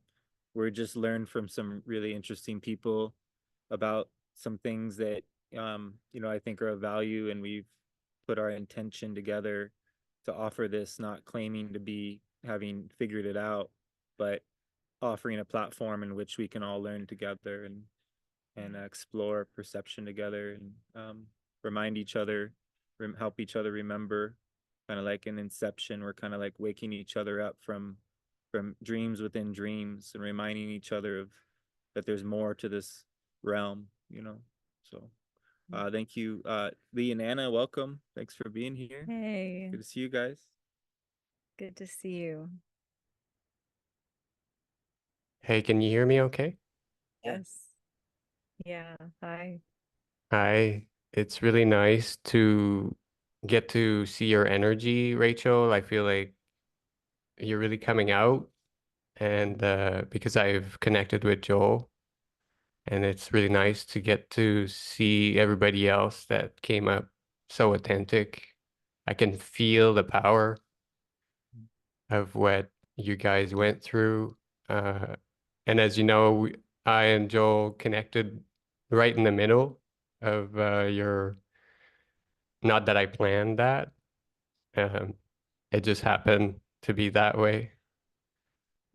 So integration has been a big word for us too. It's kind of like it's in the heavens and we want it to come, but we're on a path of hard to create a space, sort of kind of like what you're doing, but in a totally different part of the world now. We thought it was going to be in Mexico, and the third world country thing just doesn't vibe really well with this kind of thing, I think. So now we're in Spain. Wow.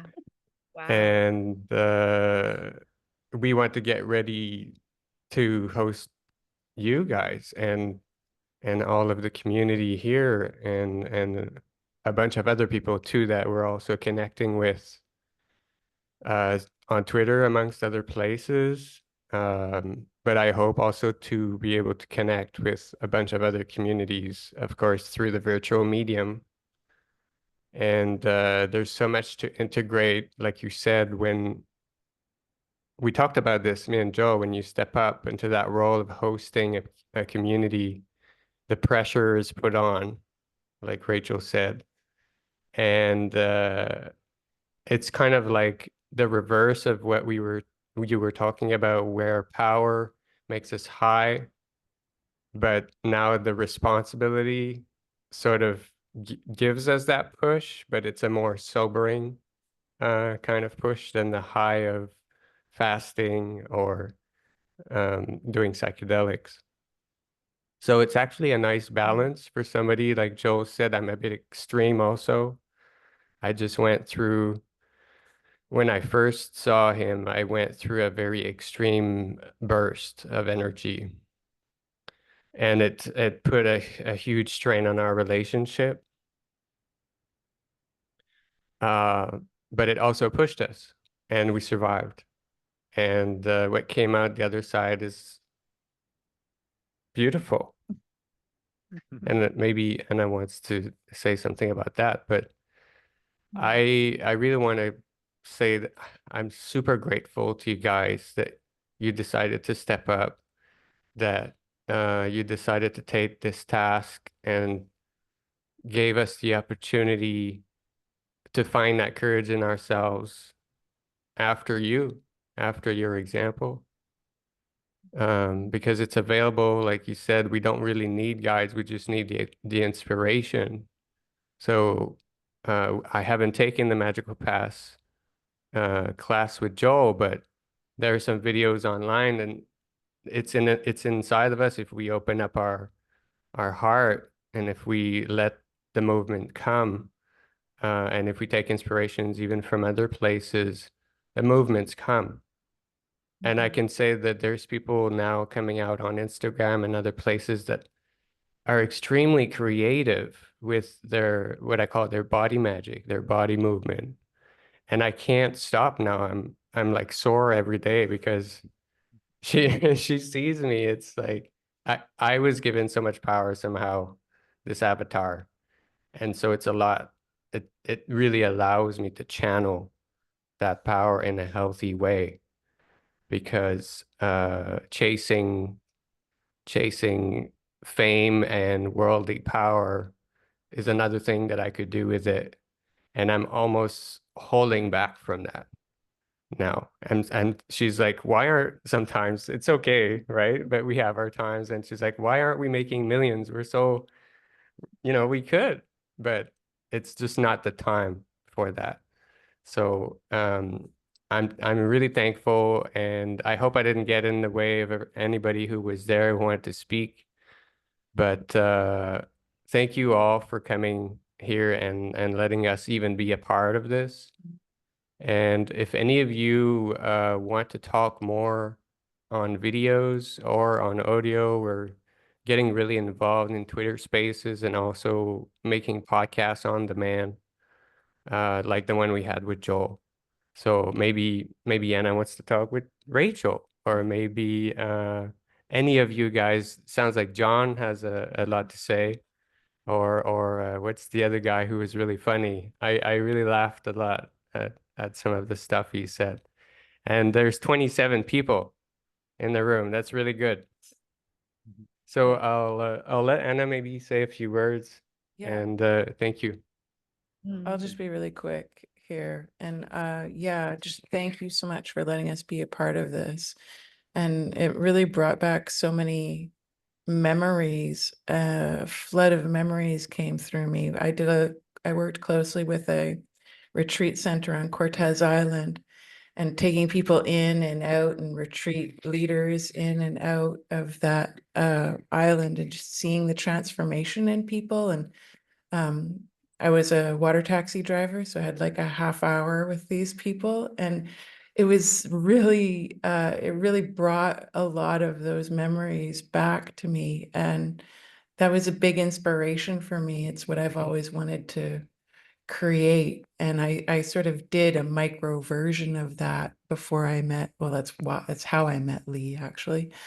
But I really think what you guys are doing, and what we want to do, is what we need to see more of around the world, like this micro scale retreats that people have everywhere around the world, to help people just engage with nature and yeah, let down their guard and feel that love of the earth around them, and to remember, this place and how magical it is, and just to connect back to that energy again. And just thank you so much for letting us be in this little space you've created here and hear everybody's stories.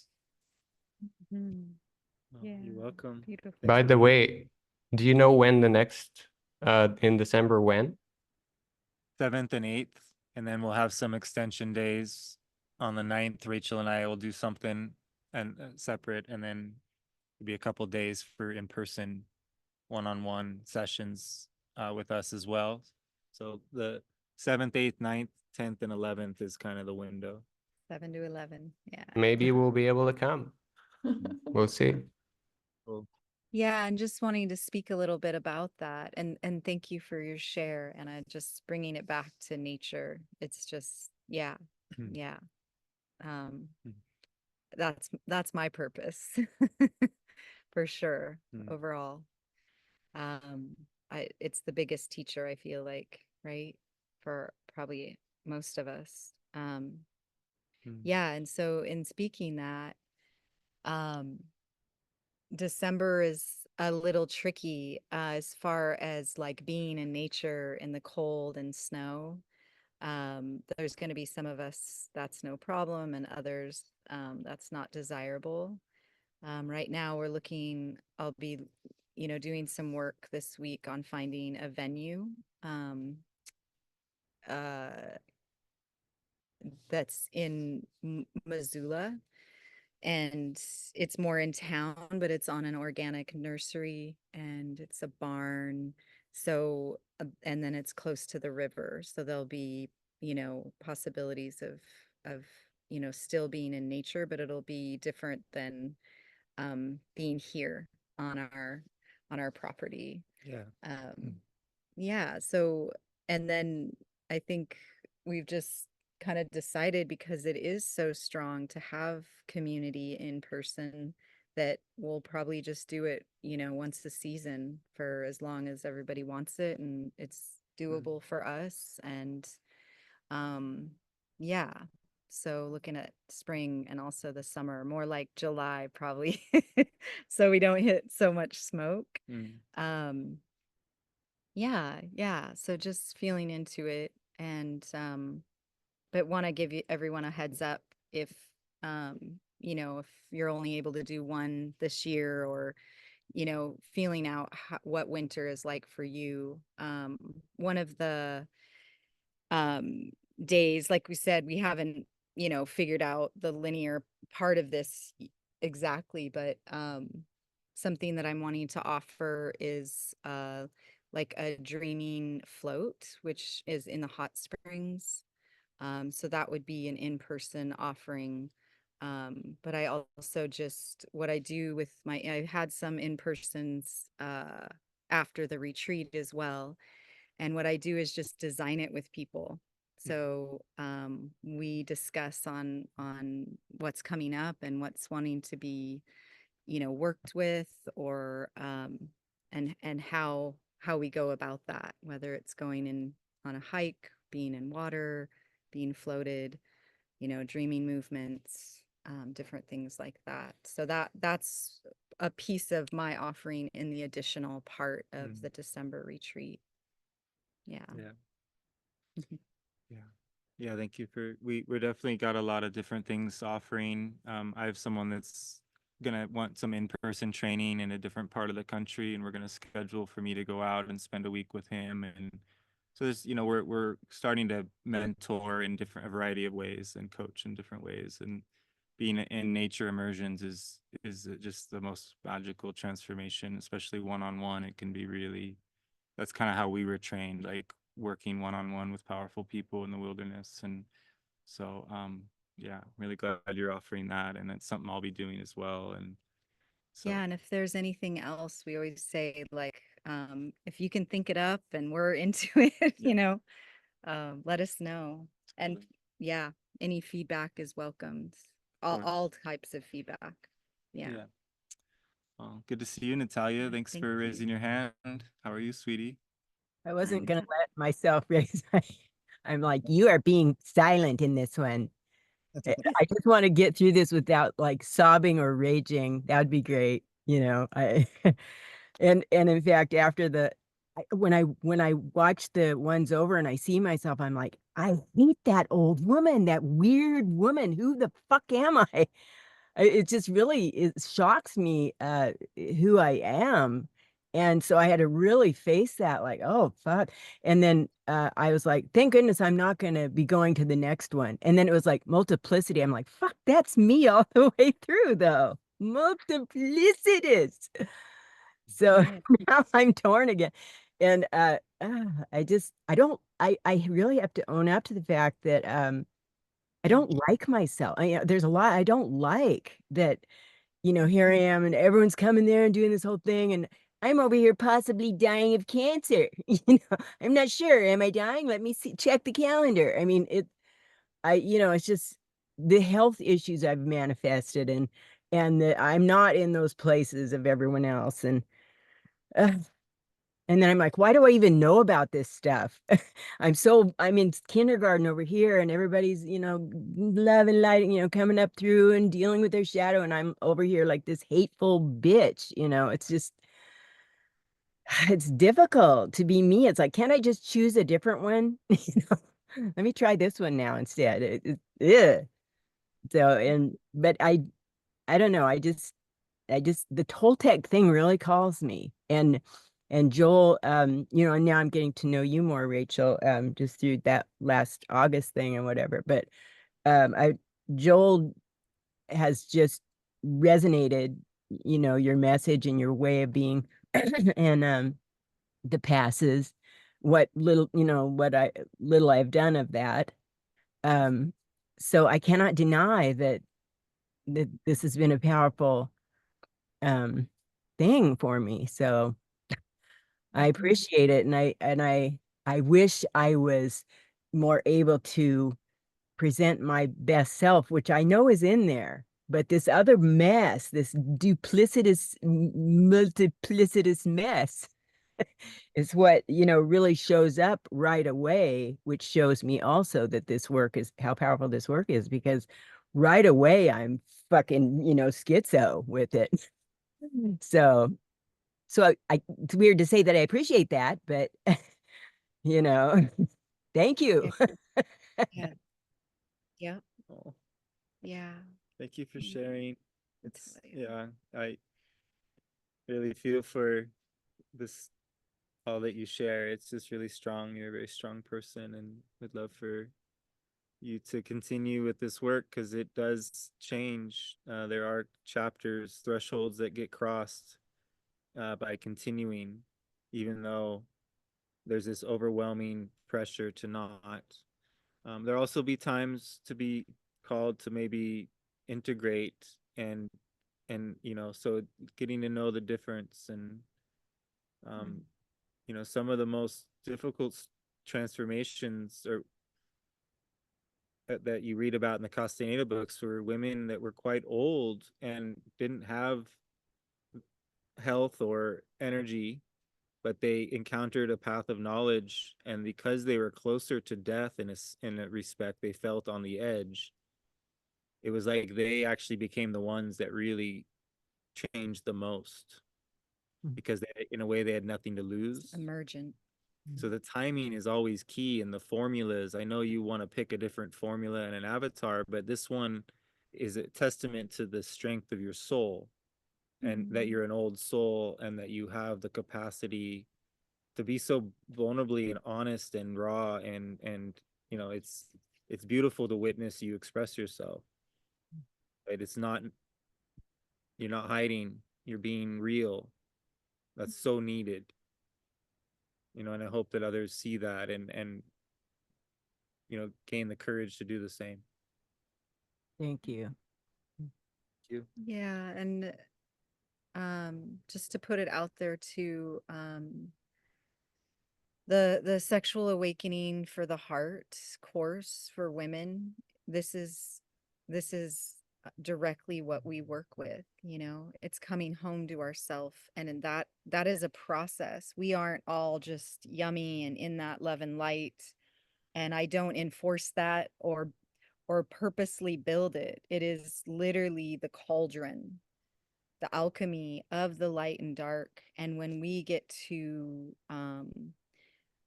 you know, be the witness of that within ourselves and in the world of the polarized places that we go to, and we witness it without desiring one or the other. And there's a deep coming home right there, because we're not pushing any parts of ourselves. You're talking about the multiplicity, the different parts, right? We all have all these parts, and you're just brave enough to talk about, ugh, these are the parts, and that's what I see coming up. And I've spent years in that, and that's one of the challenges of being like in the public eye. It's like, well, shit, I got a lot of ugly parts, and I'm very angry woman. I am verbal. I'm, you know, don't do it right all the time. And yet when I went through the training of, I guess you would call it training, but to come home to the self specifically in the way that I did, learning it through my sexuality, which I believe will be a coming topic in our retreats. It's what we all don't talk about. We're shushing about it, because it's become perverse. It's become twisted, fantasized. We're all in that. But when we come home to our sexuality, for women, our wombs, we become rooted in the creation that we are, in the beauty that we are, that we have been taught to see as ugly, taught to see that it should be something else.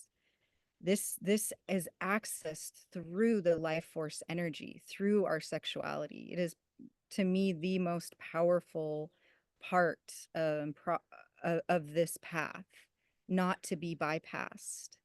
And it's not about looking pretty or looking sexy, or the word sex has been, taken and created something else. But this is our root power. And to me, it heals. It's what healed me and is continuing to heal my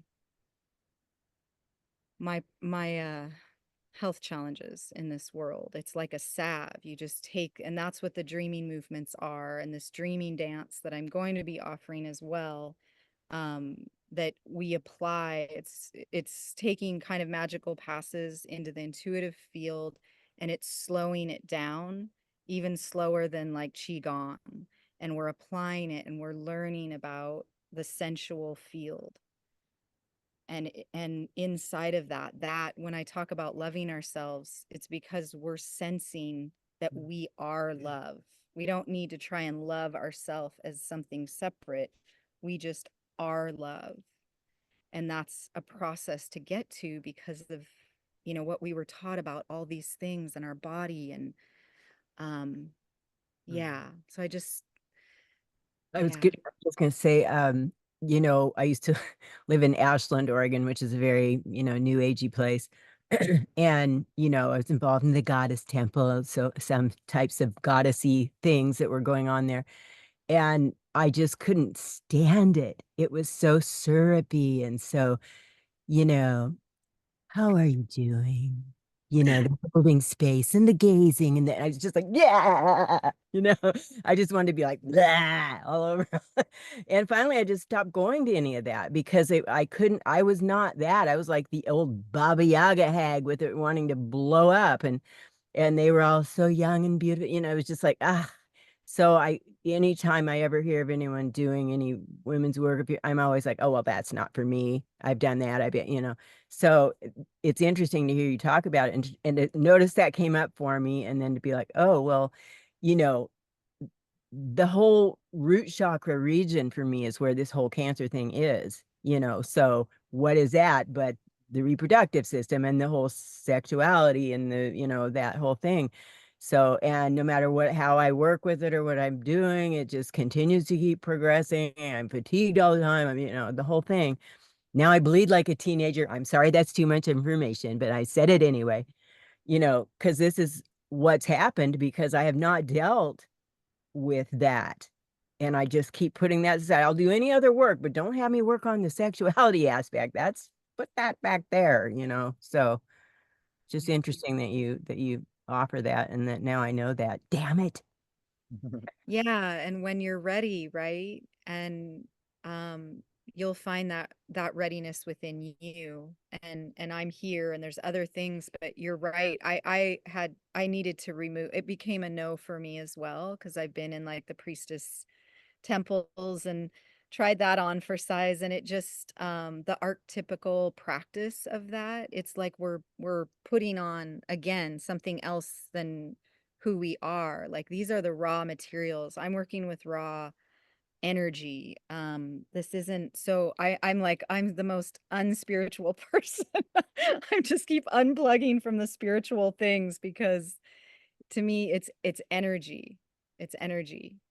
And the root chakra, the first 3 chakras for most of us are, bunchy and can be dark and can be what we avoid. And most spiritual practices are love and light and go up, and this is great to be in the heart. But if we aren't dropping down, then it's very hard to root or be in our bodies without our root and familiarizing ourselves. And we tend to view it as it can feel scary at first because it's like, oh, well, that's where it all is. That's how it was for me. It took me, I was like, I cannot do that meditation. You know, I cannot go down there. It's too much. And yet if it's just little, it's just little bits. It's not like, okay, we're gonna go, you know, this is what we're doing and we're gonna fix it and I'm gonna heal and,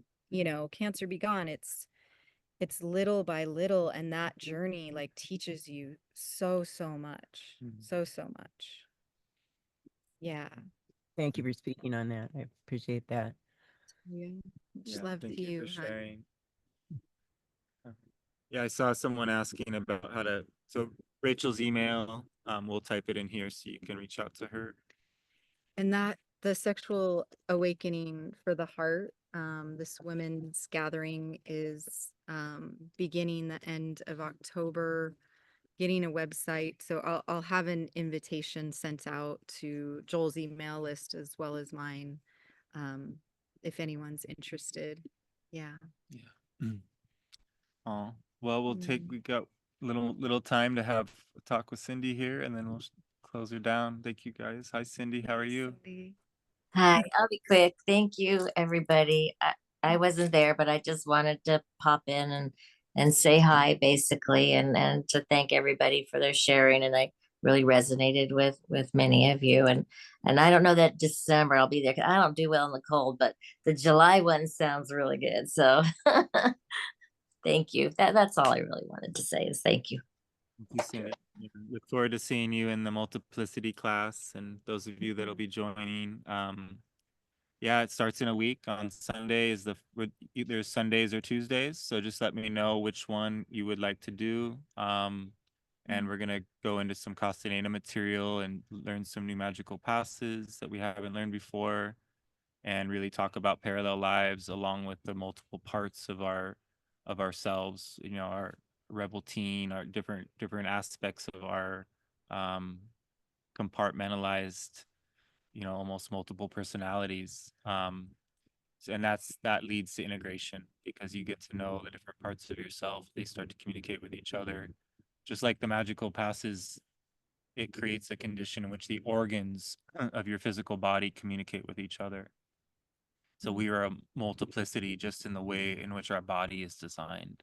And when when the waters of our body are being given strong intent through our words, then, you know, the magical passes, the silence, and the combination of speaking loving and potent feelings of intention into your life, it can really create a magical abstract way of being with your field. And so yeah, this will be a class that'll prepare people for moving into the December workshop, so it ramps right up to the workshop.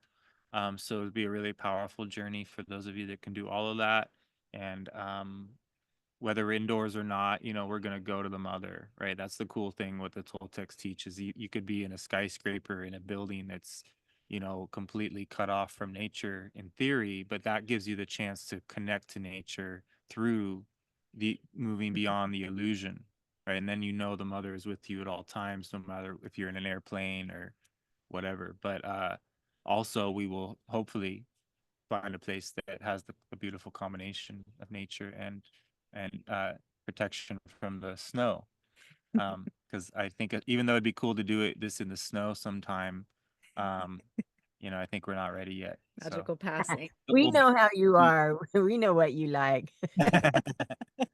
Yeah, well, we definitely get creative together and appreciate all of your recommendations, feedback, suggestions.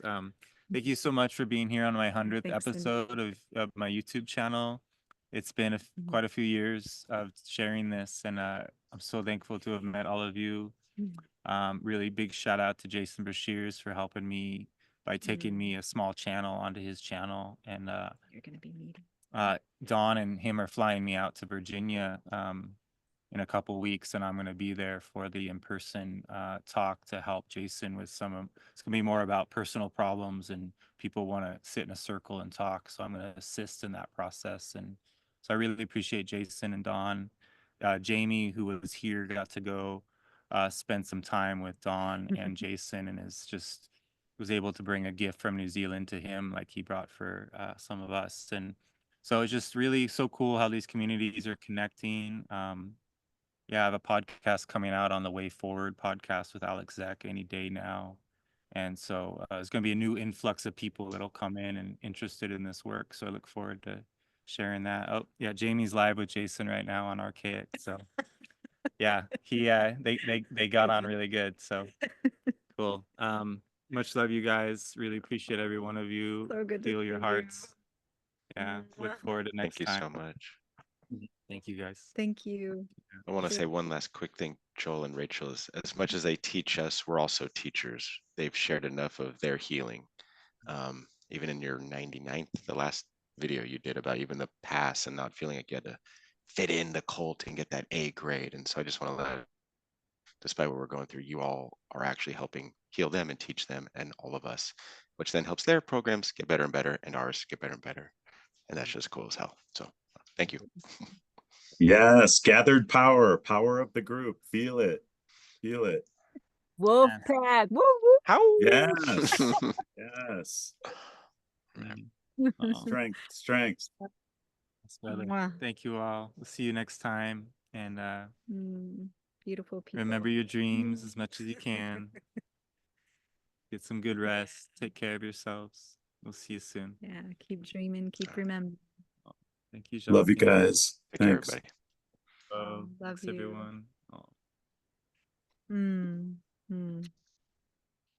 Take care, beautifuls. Mhm. Mm.